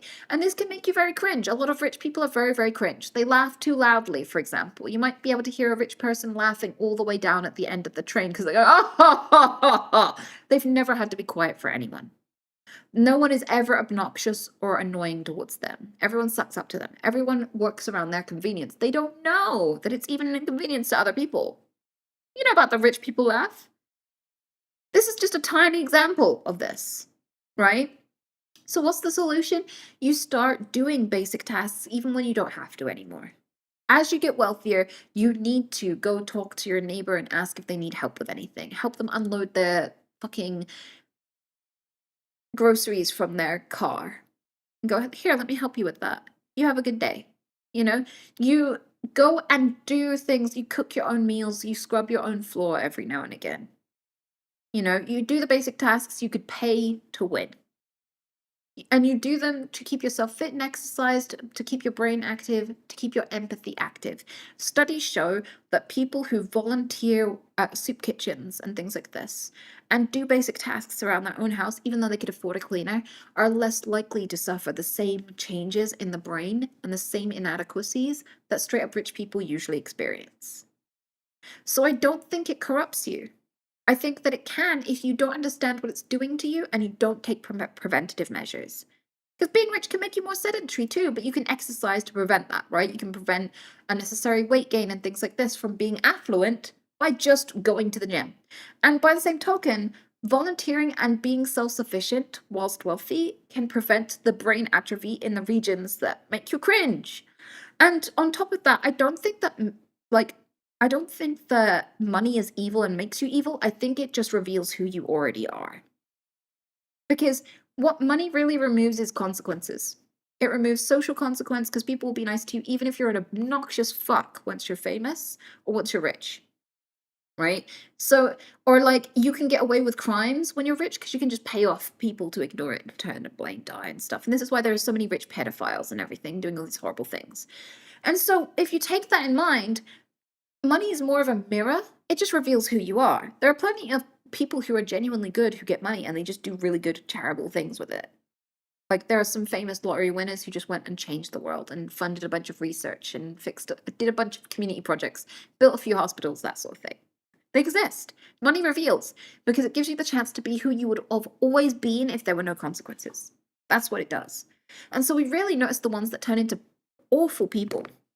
We remember those people, but we forget all the people that do any good. And this happens with streamers too, because streamers will get famous and they'll donate a fuck ton of money to charity, but people will only remember that they said something stupid one time. Right? And all of their good deeds just go immediately out the window. This idea, no, they're a good person, they do all this kind of stuff. Just everyone will immediately forget it the minute they disagree with you on one thing. And this happens with most celebrities. So, like, I feel like it's very easy to come to the conclusion at a face level, on the surface, that money is a bad thing and it turns people bad and it corrupts you. It doesn't. It just reflects you. It reflects who you always were.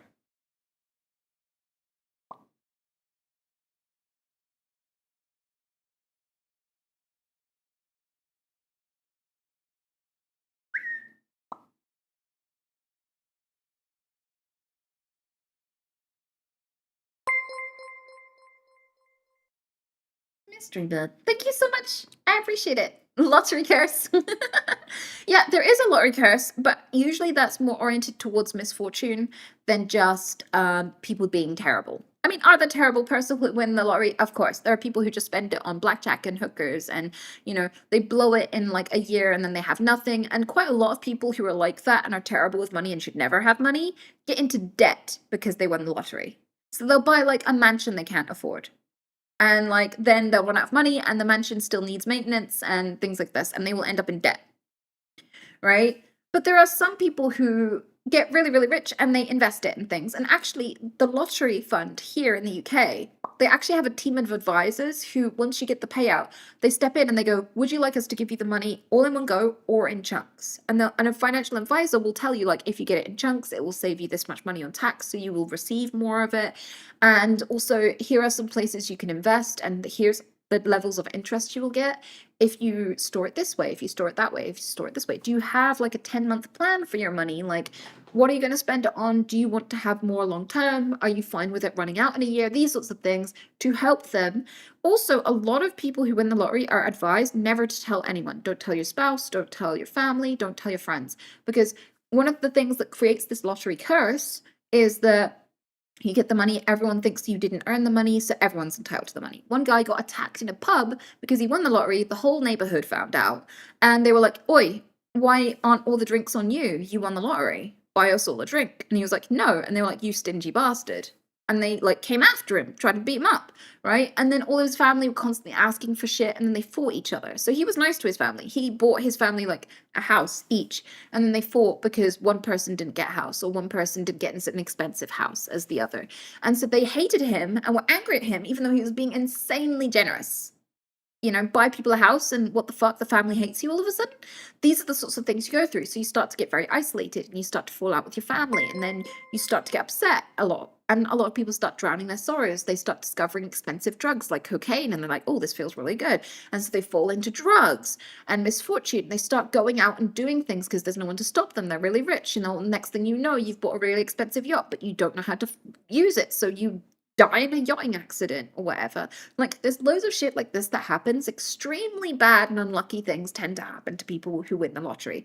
And I think in part it's because, like, a lot of rich people have rich kids. They teach their kids how to manage a lot of money. But if you've gone from no money to suddenly all the money, it's not good. Like, it's not, it doesn't work, right? It's like introducing a chimp to alcohol.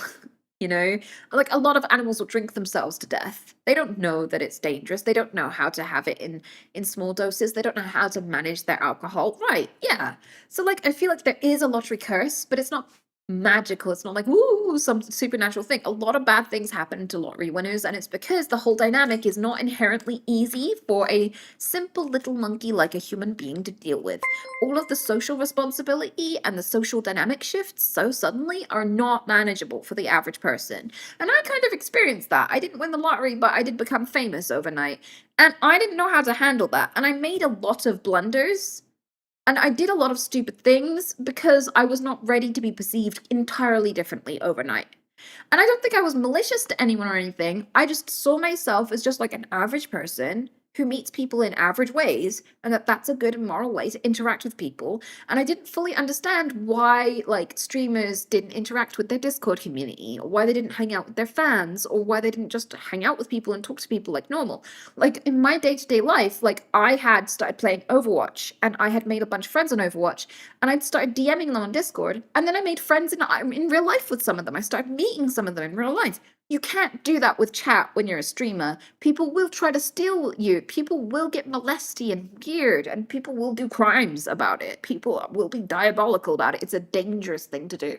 And I feel like that was the biggest mistake I made in the beginning, is I took a lot of risks that I didn't know I was taking because I still felt like a normal human being. When you become famous and it's just a number on a screen of viewers, and it's not like, you're not like some singer or actor. You're not going to like movie premieres and shit. You're still in the same living room. The only difference is the number is bigger. You don't treat yourself any differently, and you don't realize how obsessed people can get with you. You don't understand how dangerous fans can be. And so, like, I didn't know that. And I made a bunch of stupid mistakes. I didn't put enough walls and enough safety precautions in place in the beginning. I learned my lesson, luckily without dying. Bad guard, thank you so much for the bits, by the way.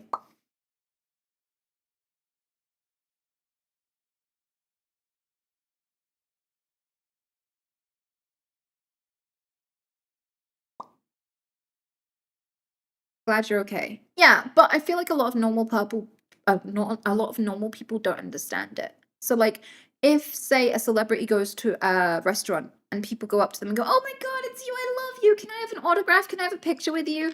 And like that person is like, "Could you go away, please?" They're like, "Oh my God, I was such a big fan of this person, but they're a snob. They're actually a really terrible person in person." And I'm like, "No, that's totally reasonable. You're a complete stranger, and they're not a meet and greet. They're trying to eat their meal." And if everyone crowds around them and constantly badgers them and goes, "Can I take something from you? Can I prove to my friends I've been near you so I can be cool to my friends?" It's like, I'm trying to eat. Like, I would get annoyed too. If that was my all day, every day, and I couldn't go anywhere or do anything without being badgered, so you can take something from me, take a photo, an autograph, something, some proof, some little piece of me. Like, that would get old real fast. And I knew that even before I had any dose of fame myself. Like, I knew that. I knew that I've seen a few famous people before I was famous, and I was just like, I'm just gonna leave them alone. Like, I know it'd be weird and intrusive of me to just walk up to you right now while you're trying to go about your business. Right? And I'm not gonna watch you or stare at you or try to observe you or like anything. I'm just gonna carry on existing. I'm gonna treat you like a normal human being. But it doesn't occur to everybody, right? But I don't think someone's being a snob by just not being up for that 24/7.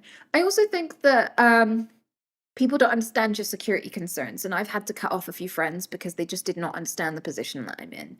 And so, like, I had a friend who was like, I like they were a friend of a friend. So I knew someone for years and years, and then I met their sibling.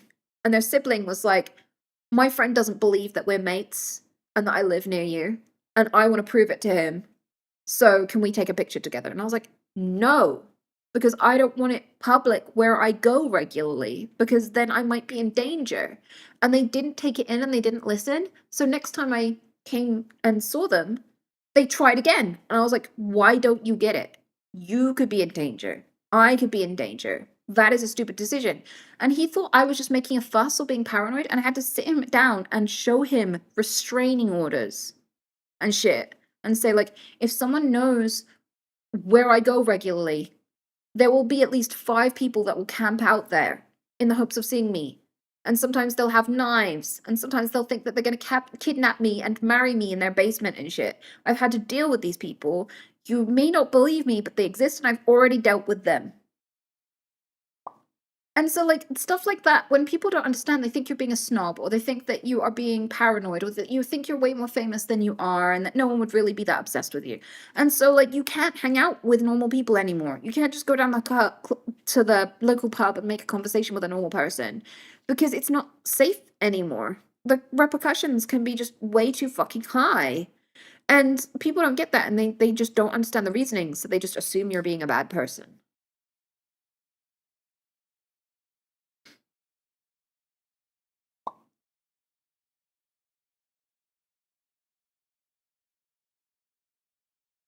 You learn a lot about a person by how they deal with the first time you tell them no. I think that's really true.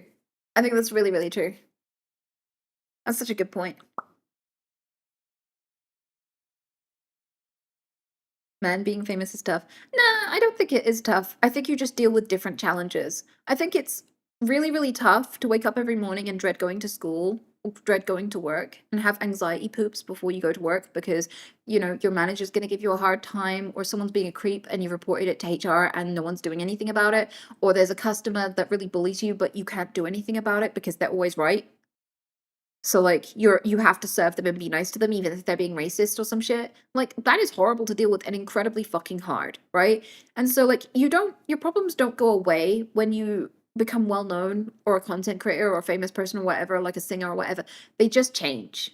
The problems you face just change. And so, yeah, there are lots of security issues, but there are loads of awesome things about it too. I think like the extremes just get bigger. Like, you don't have an average day. Like, there's a lot of really, really good things and a really, really, really, really dark things. And I think that's why a lot of people quit. Like, there are so many content creators who go, hey, I didn't expect life to be this way. I'm quitting. And there are a bunch of streamers that I've seen in the past 8 years just disappear because it was too much or horrible. And some of them had like really extreme reasons as well. Like, look at what happened to Coop's husband. That was hideous. That was awful, right? He didn't owe the world a specific look or a specific, body or a specific anything, but people were expecting something so specific from him. And I don't understand why, and that was not reasonable. And he should not have taken any blame for how other people kind of like romanticized him. I don't think that was his problem at all. What was that? So Coop's husband, he had a really deep voice, a really, really interesting voice, and he became a singer, and his songs became really famous, but he was also a streamer and a content creator. He made YouTube videos, and they were really good, and people loved him, and he played a lot of Among Us with people, and everyone loved him. And he was very, very famous. He shot up. Like, he was incredibly famous for his music, incredibly famous for his content. Everyone loved him, but nobody saw his face. Nobody knew what he looked like. So he had like an anime avatar, and even that anime avatar had like a mask over the bottom half of his face. And like people just knew him by his avatar. And then he decided not to do a face reveal or anything like that. He just wanted to keep his private life private. He faced a lot of illnesses. He just wanted a chill life at home. He didn't want to have to deal with people.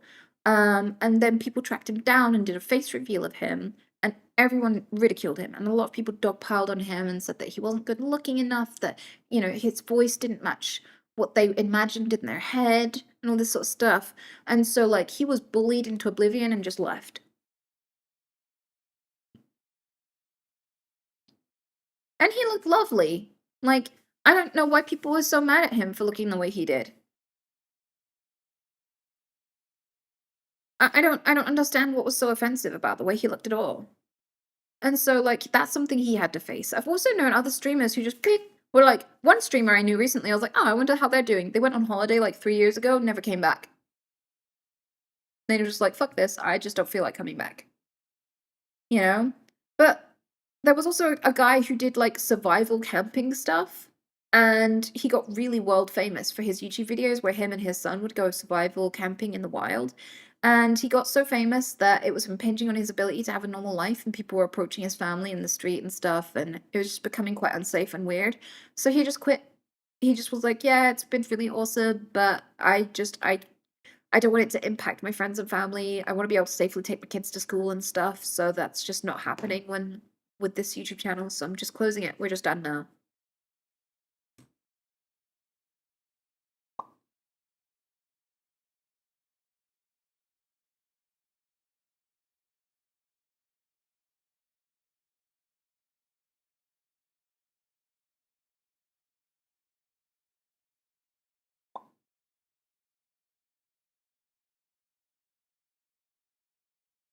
So yeah, it's definitely something you have to be the right person for.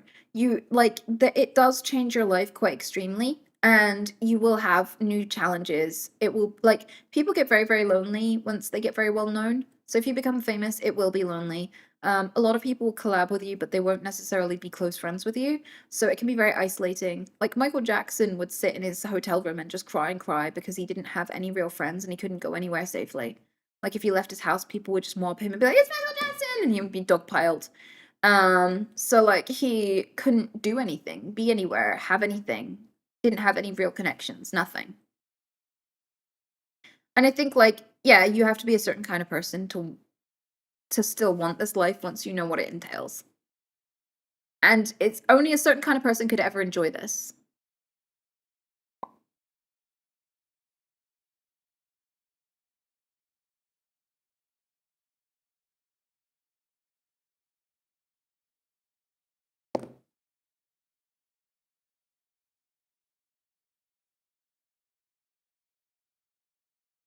Dissident, thank you so much for the comment. I just read that. That's so lovely. And thanks for watching the Tommy interview. Do you ever wear a disguise? No. I think people recognize me from my Tourette, so there's not really any way to disguise that. I was at B&Q once, and I just went, and someone heard me who was working there. He heard me from a few aisles away, and he shouted, "Anita?" And literally came walking through the whole place and found me and stopped me and talked to me for ages about paint, which I didn't mind. He was really friendly and nice. Um, but he's like, "Can we take a selfie?" And I was like, "I'm afraid this is a local place to me, and I do not want people to start stalking me here, so I can't." Did I get a discount? No, sadly. I mean, that happened when I took Daily Dose of Internet to shopping. We went to get food for, we did a cooking stream together, and people kept stopping us. And it's weird because he technically was more famous. More people have heard him go, what does he say? This is your Daily Dose of Internet. Like, a lot of people have heard that voice, but have no idea what he looks like. So people were stopping me, and he's like got way more viewers than me, which is really, really surreal. But, like, 3 people stopped us. One was talking about his, like, acting career and hobbies, another person just really wanted a selfie with me, and another person was working behind the till, asked if I was Sweet Anita, and then said, "Once you've rung up, can we go outside?" My manager says I can't do it inside, but "Can we go outside the shop and take a selfie?"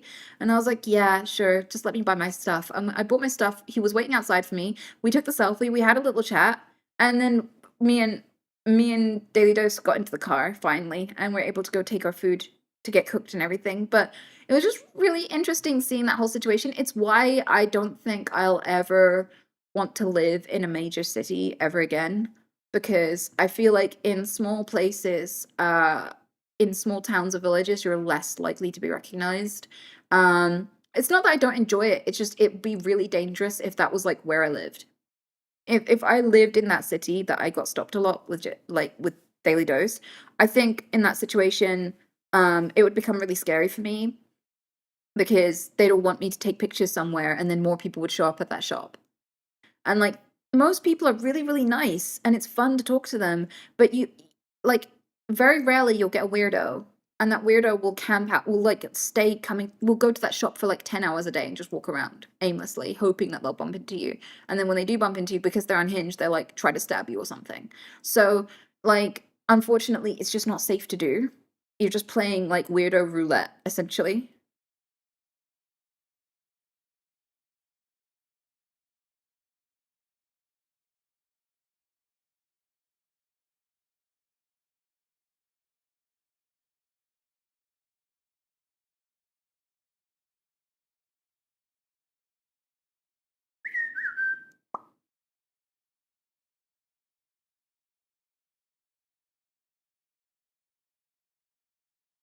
I mean, if you get recognized and get stalked, it's less safe than a big city, I guess. I don't know. I kind of feel like it's probably safer to avoid getting recognized as much as possible, but also, um, if you have a local police force that knows you well, that's easier to achieve in a small town than a big city as well. So they can understand and know your situation. Like in America, people get swatted a lot. And if you get swatted, bitch, you someone will like say you have drugs or guns or something, or say there's a domestic disturbance. So that live on stream, the police bust in and like with guns and break into your house and stuff, and they can just laugh because to them it's a prank, even though you could technically get shot in these situations, right? And so with swatting, if you're known to your local police force, they can take that into account rather than like jumping to conclusions, for example.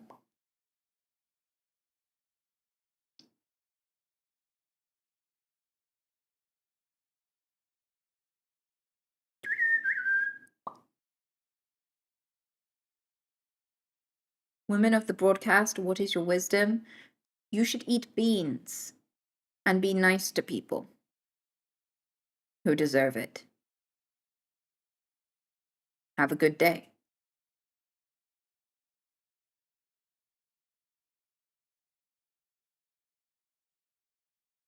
Incest!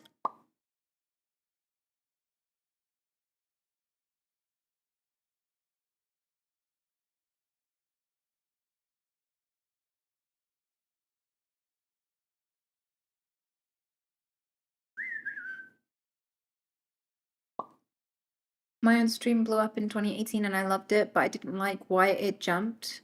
And I ended up not staying consistent, so I'm partnered but have no viewership anymore. Honestly, I regret not keeping it up because now I'm stuck in a normal grind, but I'm neurodivergent too. I don't know if I would do well if I started streaming schedule again. I don't have the community I had back then. I think you have more control and understanding, so you might be able to stream and it might not jump this time, but at least you could grow for the right reasons and base the interest about around something that you care about. I think that's the advantage you have now if you ever wanted to go at it again. I mean, you can always do it as a hobby, so it doesn't matter whether it succeeds or not, and that way you have the option to keep a little piece of something that you really enjoyed.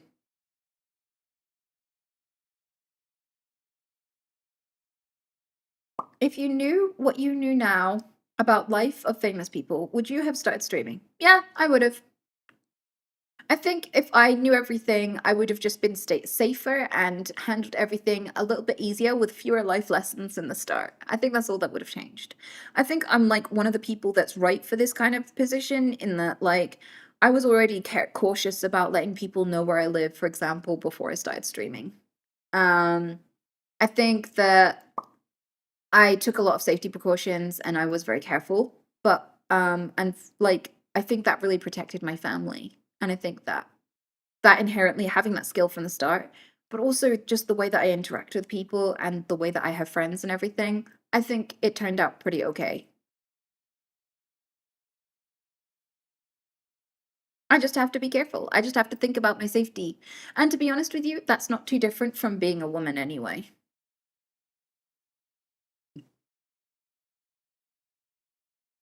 I think like a lot of the famous streamer problems are just womanhood problems.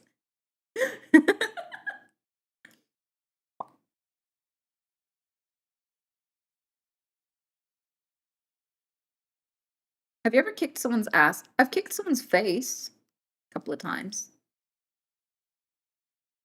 But no, if you're wondering if I've kicked someone's bum specifically, I don't think I've kicked people in the bum very often. No.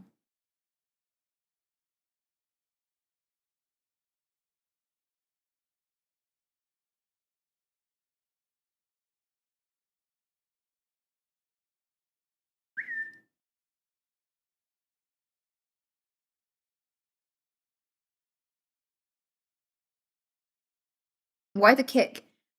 One of them was a boy at school who was throwing berries at my boobs, and he was picking them up and going, "I'm gonna sell this to Jim because he fancies you and it's touched your boobs." And I was like, "Could you stop throwing berries at me?" And he was like, he'd throw another one and be like, "I'm gonna sell this to James. I'm gonna sell this one to John." And in the end, I was like, "Stop, or I'll have to stop you." He didn't stop, so I went to kick his face and he blocked it like this, and it just made him hit himself. But it also broke his knuckles. And then he went to hospital, and then he came back with a cast on his hand the next day, and he asked me out. Little masochist. I don't think he was selling those berries to anyone. I think he was just keeping those berries and he wanted them because they touched my boobs. Fucking weirdo.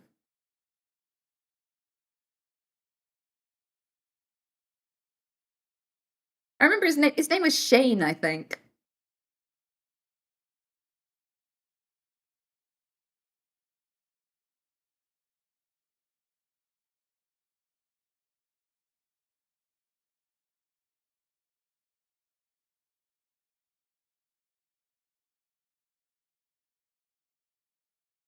I didn't really slap people as a kid. I either punched them or kicked them. I spammed someone. I did that on their forehead, and they banged their head against it and banged their head against the wall, and then bumped into my hand again. Which the teacher laughed at. The teacher saw the whole thing and was like, "He deserved that."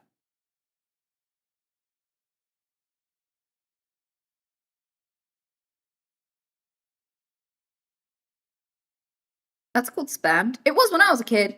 You're spam. But yeah, he was being weird too. I can't exactly remember what he was doing, but it involved blocks. Like I was in the remedial class for math because I was home educated and they weren't sure if I was educated at all. And technically I wasn't, to be honest with you. So they put me in the lowest set for every single class, like the lowest grade for English, math, all of it, right? And so we had to put the blocks together into the shapes on the screen on in our books and then draw around them to prove we got it right. And I was like, this is so basic and stupid. And the kid next to me was just being weird and pervy. I can't remember what he was doing anymore. But it was weird and pervy. And I gave him the warning, like, stop or I'll stop you. And he didn't stop. So, spam. And then I saw that the teacher saw me and I thought I was gonna be in trouble. And she was like, nah, he deserved that. Carry on.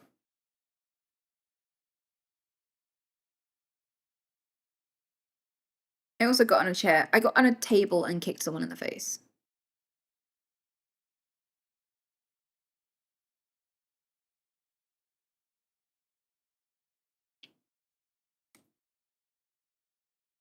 Yeah, did any teeth come out? No, I think they kept all their teeth.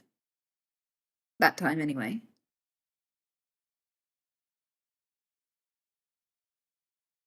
In a restaurant? No, in a school. I spent a lot of my formal education just defending my boobs.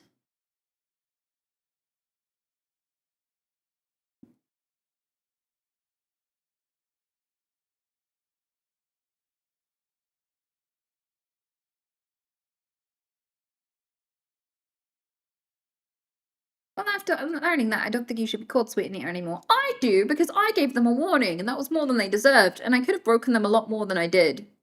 I could have kept going, but I only hit them as much as it took to stop them doing the bad thing. That was it. That was where the line stopped. I was very ethical with it. I'd give them a warning, and then if they kept going after the warning, I'd hurt them, and I'd only hurt them just enough.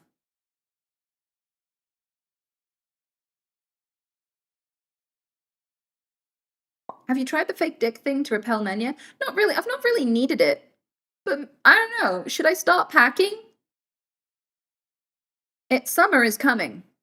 And summer is when men hit on you the most. I don't think that packing would really be the deterrent people think it is. Like, people love a chick with a dick these days.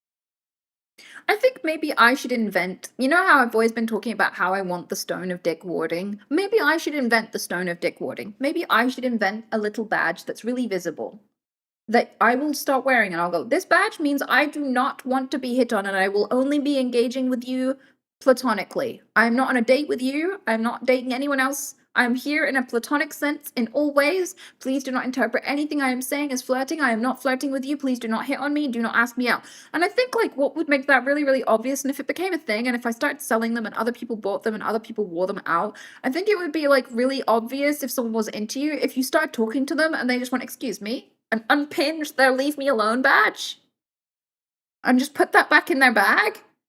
I'm like, what were you saying? It's like, I'm no longer here in a platonic sense.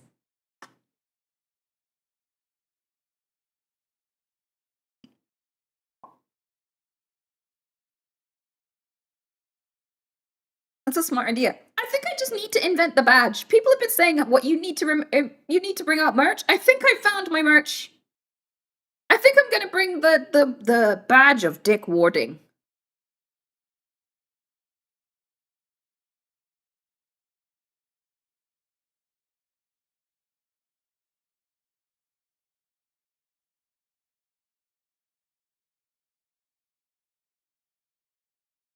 Finally, a signal I could read. I think men would find it really useful. I do.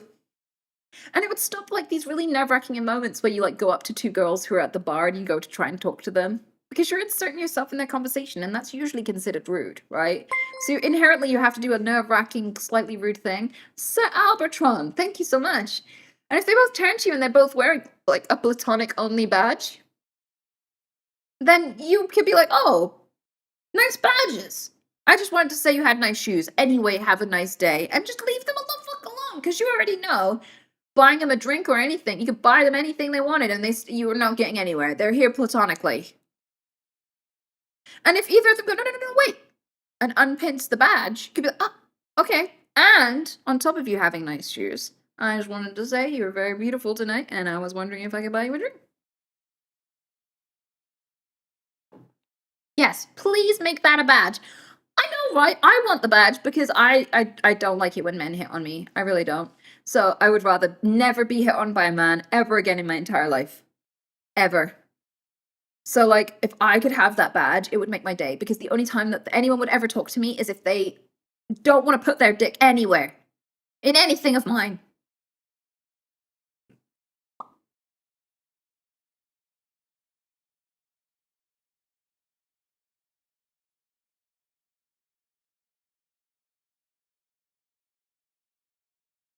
Men often misinterpret friendliness from women as attraction. Exactly. And I could be as friendly as I like to men and then no, I'm not offering nothing. Like, that this compliment doesn't come with a side of blowjob or boob. And that'd be perfect, because I love complimenting men. When they know it's just a compliment.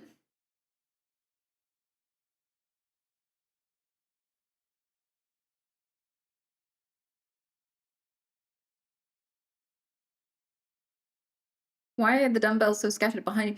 I know, oh, okay, I get it. I'm forgetful. I was working out. And I didn't put them away. Disappointing, but funny as hell. What's disappointing about that? What was the disappointing part? But yeah, I should put them away. I'm scared when I pile them up that one corner of my room is gonna get so heavy that they're just gonna fold into my basement.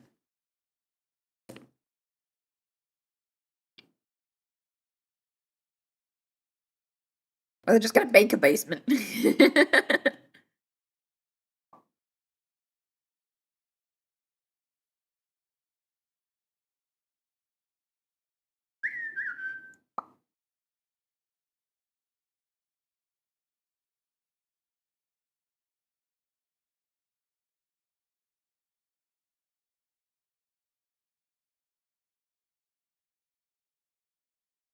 I like you. You have a penis?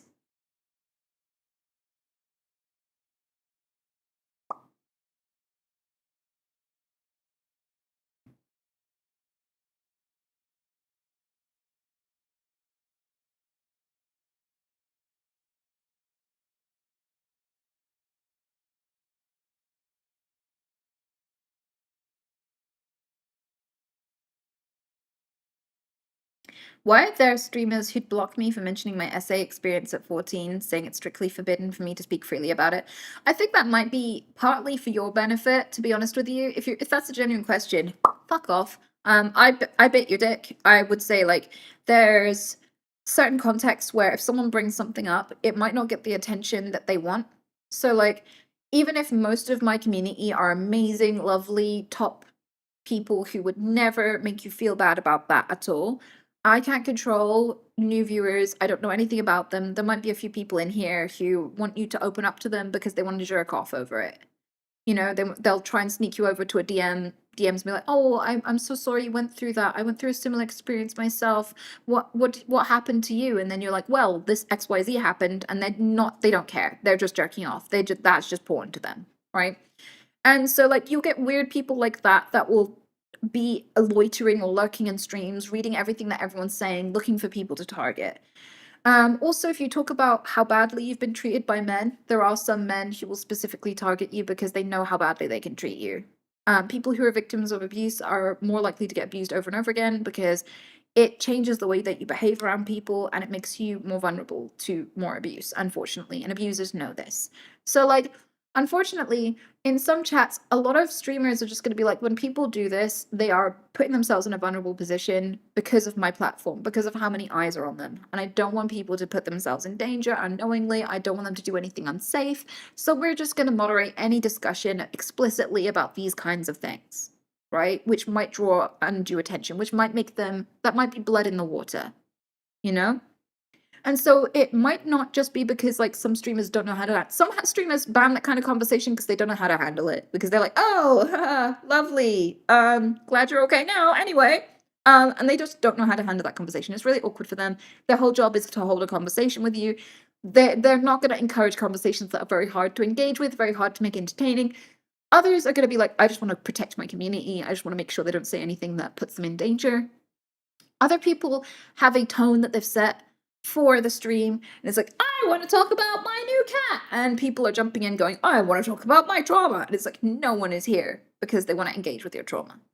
And so some people moderate it because they're just like, that is not a conversation we want to cover today. That is not what today's vibe is about. We're yay cat people, you know. And so, like, there's that. So I feel like that is one of the many, many reasons. There are so many different reasons why someone might moderate someone talking explicitly about being abused as a child in chat. Um, and I think, all of them are fair enough. It's their stream. They can decide what they do and don't want to talk about. Like, I moderate the word vegan in my chat because usually when people bring up vegans, they all start arguing with each other. And I don't care what you eat, so I don't really need you arguing or defending any kind of diet in my chat. So I just ban it because people can't have a civil conversation about veganism.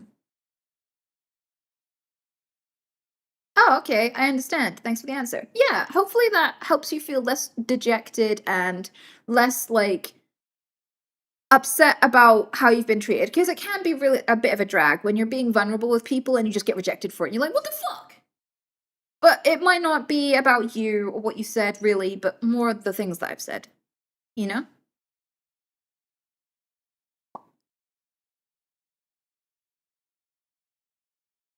Do guys ever mistake your whistles for flirting? Oh, yeah. I wink as well. And people come over to me and I'm like, I'm not hitting on you. And they're like, oh. But it's happened. One of the biggest examples I know of it, it's happened in the street and stuff, but it happened in a nightclub where someone came over, started talking to me. I was very friendly with them. We were talking, and then they were like, "Can I just ask you a question? I hope it's not rude. I hope it's not rude." And I was like, "Yeah, go ahead. What is it?"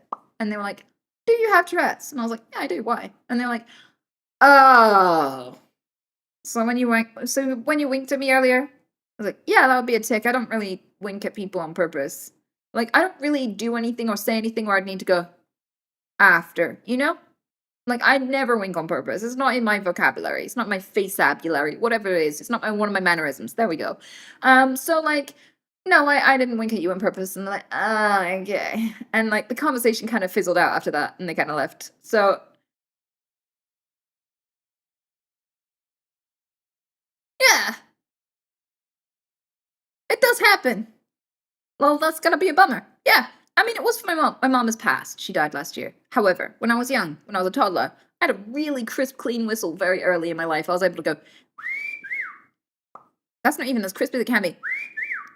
Yeah, my whistle got nerfed, but anyway, I could do that much clearer and like really pristinely, like as a toddler. I could take my dummy out of my mouth to whistle, right? And people for some reason just think that men whistle and women don't. So they think it's like a man whistling at them or an adult. And so when people heard that, they would look at my mom and they think it was my mom wolf whistling them. And wolf whistling means come here, I like you. So men that she wasn't attracted to, she should never date in a million years, were coming over to her and hello, love. And she would have to make them go away, and she'd turn to me like, don't do that, it's not funny. Thinking that I was pranking her or something. It wasn't a prank. I didn't even know what was going on. I didn't even know that this meant attraction. I didn't know why the men came over and talked to her. I was a toddler. It was a tick.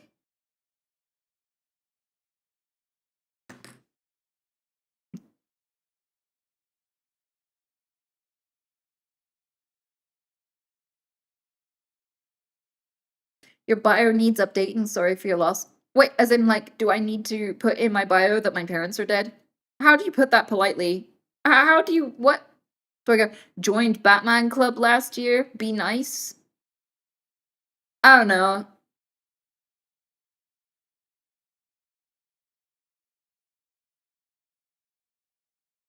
Also, like, I have this book, One Line a Day, and, like, it has days of the year. Like, I've written in it now.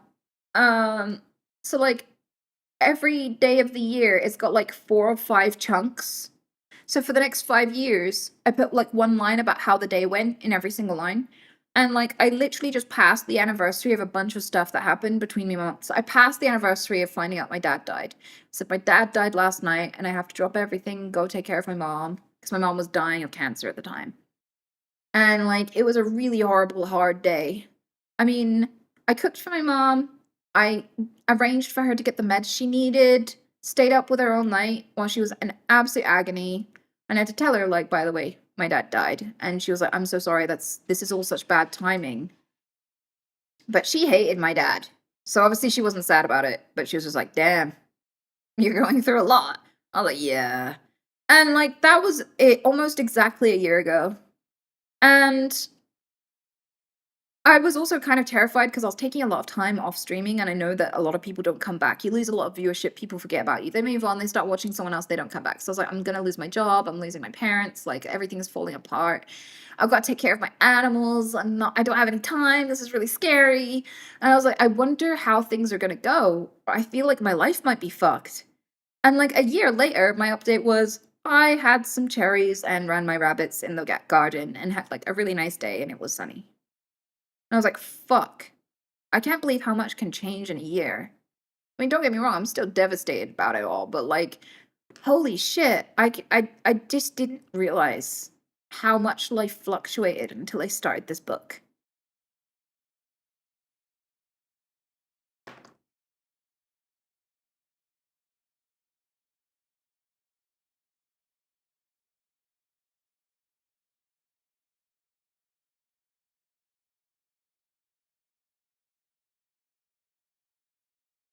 Okay, cool book. I need to do that.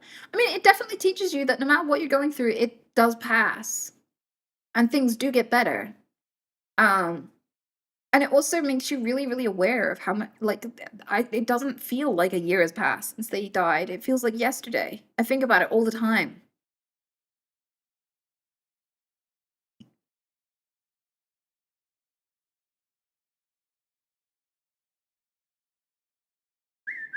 You're like by yourself now. That must be devastating.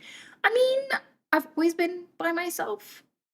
I never had any siblings. I had to care for my mom. My dad left when we were young. My mom wasn't really a mom to me. She was more like my sister. And I felt like sometimes I was the parent more often than she was.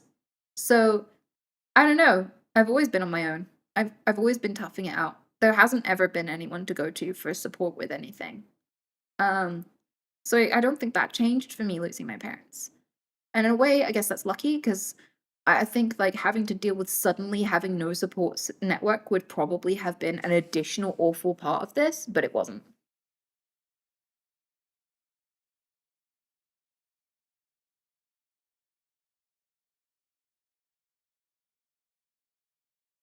Didn't your siblings also tragically die? No, I've joked about that, but I don't actually have any parents.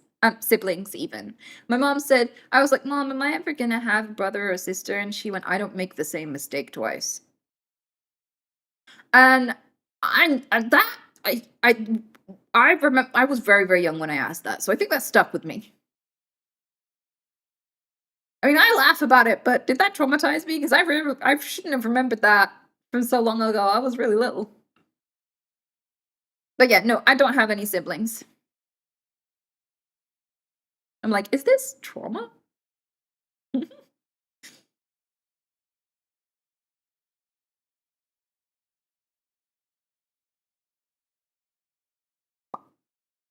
Can I talk again? Okay, okay. I wanted to say you took our jobs. Wait, what? How? What was your job? Roasting people? Because you can do that too. I mean, there's space for everyone here. There's a lot of people to roast.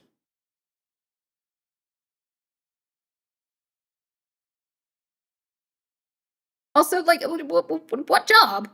You're making me feel like you're making me feel. Is this how it feels to experience racism? It's been a while.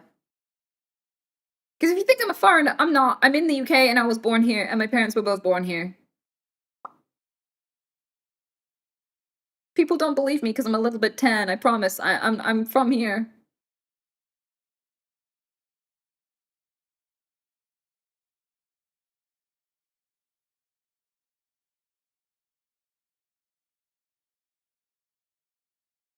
You're Indian, bro. Stop the cap. You're making me want to go to India. Everyone thinks I'm Indian. I want to go hang out with some Indian people and be like, can we go and buy some clothes in India and try on Indian makeup and stuff? Everyone thinks I'm Indian already. I might as well lean into it for a day and experience it all. Someone can show me around.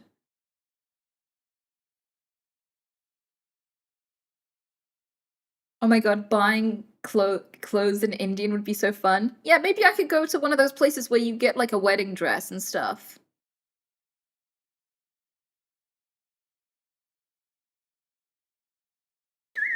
No, it is fun. Okay. Maybe we should do that. Maybe I should go and find out why everyone thinks I'm Indian. I don't know very many Indian people. So like, it'll be a huge learning thing for me. They have great food and a lot of food I can eat. So yes, I would be very excited about the food. Although my TikTok is constantly trying to put me off Indian food. Have you ever seen those videos where it's like, I don't know, someone kneading dough with their feet in some back alley and sending and like baking bread with it or whatever, and the music is always like like someone singing with their mouth, like pretending to make Indian music, like the scuffed version of like an Indian tune. Like I get those like 10 times a day. It's like every now and again, TikTok is like, by the way, don't eat anything from India. They make bread from cockroaches, and they cook food with feet yeast or whatever. Like I'm just like, no need. I see that. No need to see that. The funniest thing is, like, British people have it too. Like, it's so funny that they're trying to define all like Indian food by like the most racist example you could possibly come up with. When we have so many kebab shops that are secretly serving people cat, like stray cats, and sometimes serving people murder. Like sometimes that's just how we disappeared dead bodies. It's like, oh, kebab shop, could you hide this body for me? Thanks, Manny. I appreciate the prime.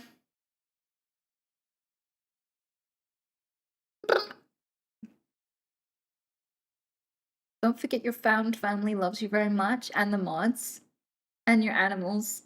Oh, thank you. Thank you so much. And that one company that makes the cherries you like, they probably love you. I appreciate that.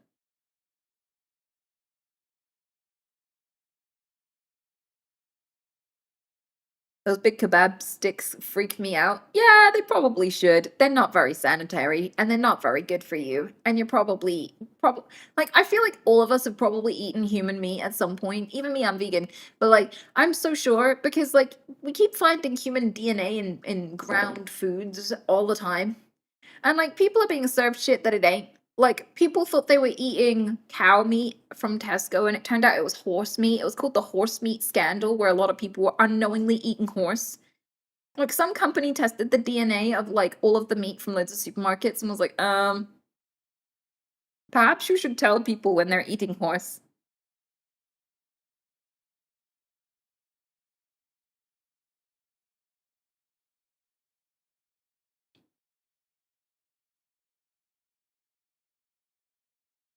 I would not be surprised. Yeah, it happens a lot of the time. Yeah, that was bad. See, I don't understand it because I'm vegan. And I'm like, were you surprised that there was meat in your meat?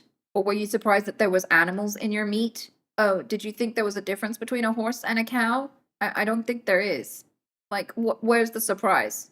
What's the problem here? And like, I get confused that way a lot. Like, there was a person who sued KFC, I think it was, because they got like a whole chicken foot with toenails and all in that was deep fried. And I was like, were you surprised that there was chicken in your chicken? I don't know any like most predators that eat meat would be happy to eat a chicken's foot. What's wrong with how is the foot any different from the ass? You eat ass all the time. If you ask me, that's weirder. Like if I ate meat, I would eat the feet. Now, I don't know why. I wouldn't differentiate in my head between the feet and the leg. What's the problem?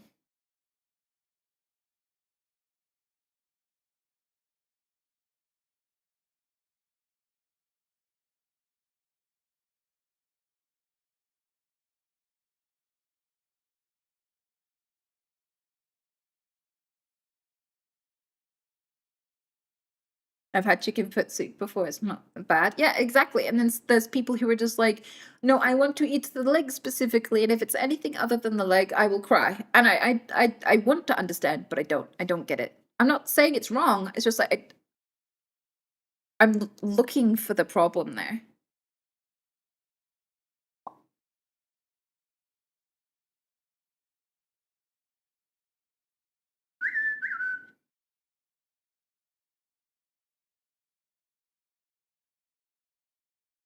We all know that the best part about KFC isn't even the meat, it's the skin. I thought it was the breadcrumbs. I thought that everyone just likes the goldeny, glowy, crunchy bit on the outside of the meat, because the meat inside looks kind of white and smells kind of weird to me. So I thought people just liked the coating because that's the bit you get at the KFC place. Like you can eat the chicken at home, it's the coating. So I think like the best technically it's just wheat, isn't it? It's just batter. It's just fat and wheat. I feel like what people look forward to most about KFC is the crispy wheat.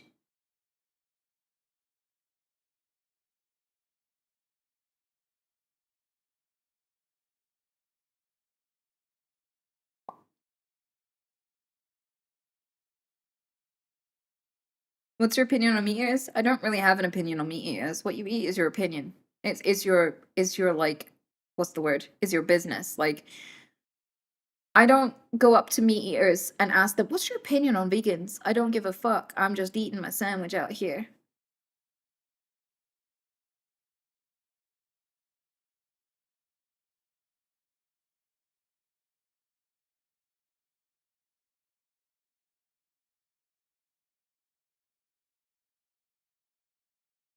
You're all just animals to me. Like I have had many pets throughout my life that eat meat, and I've loved them. You're just another animal.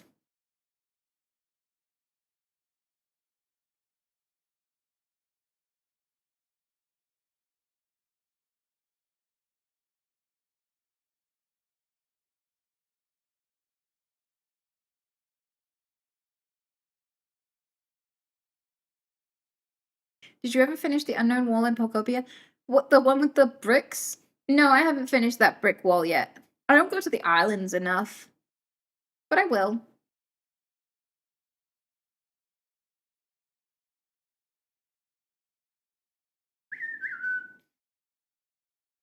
Would you eat lab grown meat?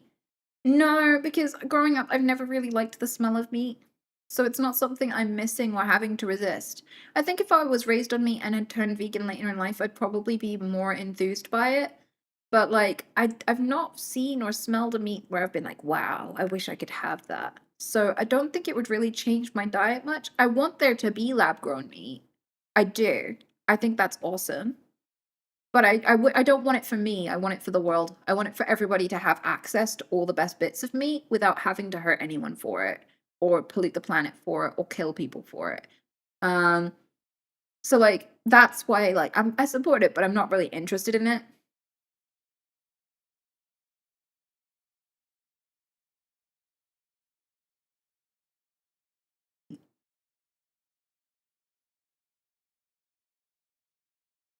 Would you eat an organoid? I don't think a brain in a petri dish would be good to eat, but even if it was, I'd probably get prion diseases from it, seeing as they are a tiny human brain in a petri dish. So that I feel like that would just unravel my very important proteins. Not my proteins. So no, I don't think I'll be eating an organoid.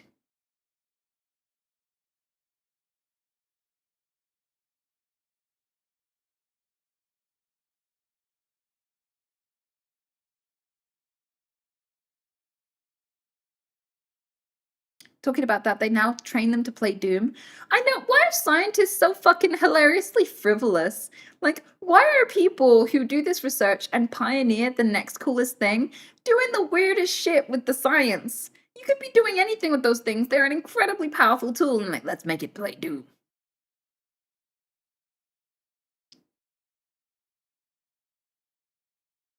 They cost 30 grand a pop, by the way. Those little organoids. It's crazy that they can just buy a person to do whatever the fuck you want with because they are just a brain. But here we are. There's probably going to be some like slavery laws or something that might come in place. Depends on if capitalism gets to it first. The minute they become profitable, they're not going to get any rights.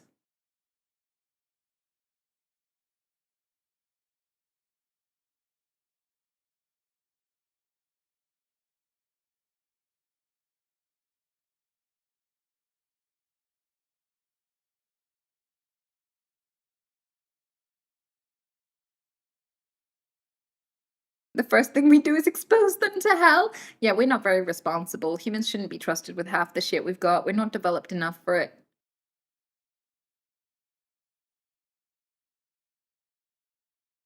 But yeah, I should probably go. Today has been fun though.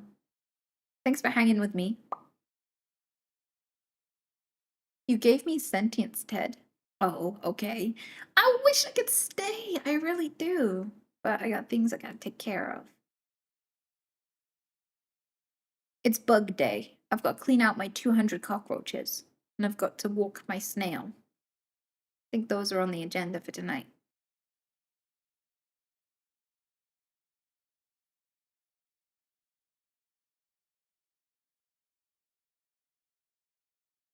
Well, thanks for being here, Dirty Dooley. I hope I see you again.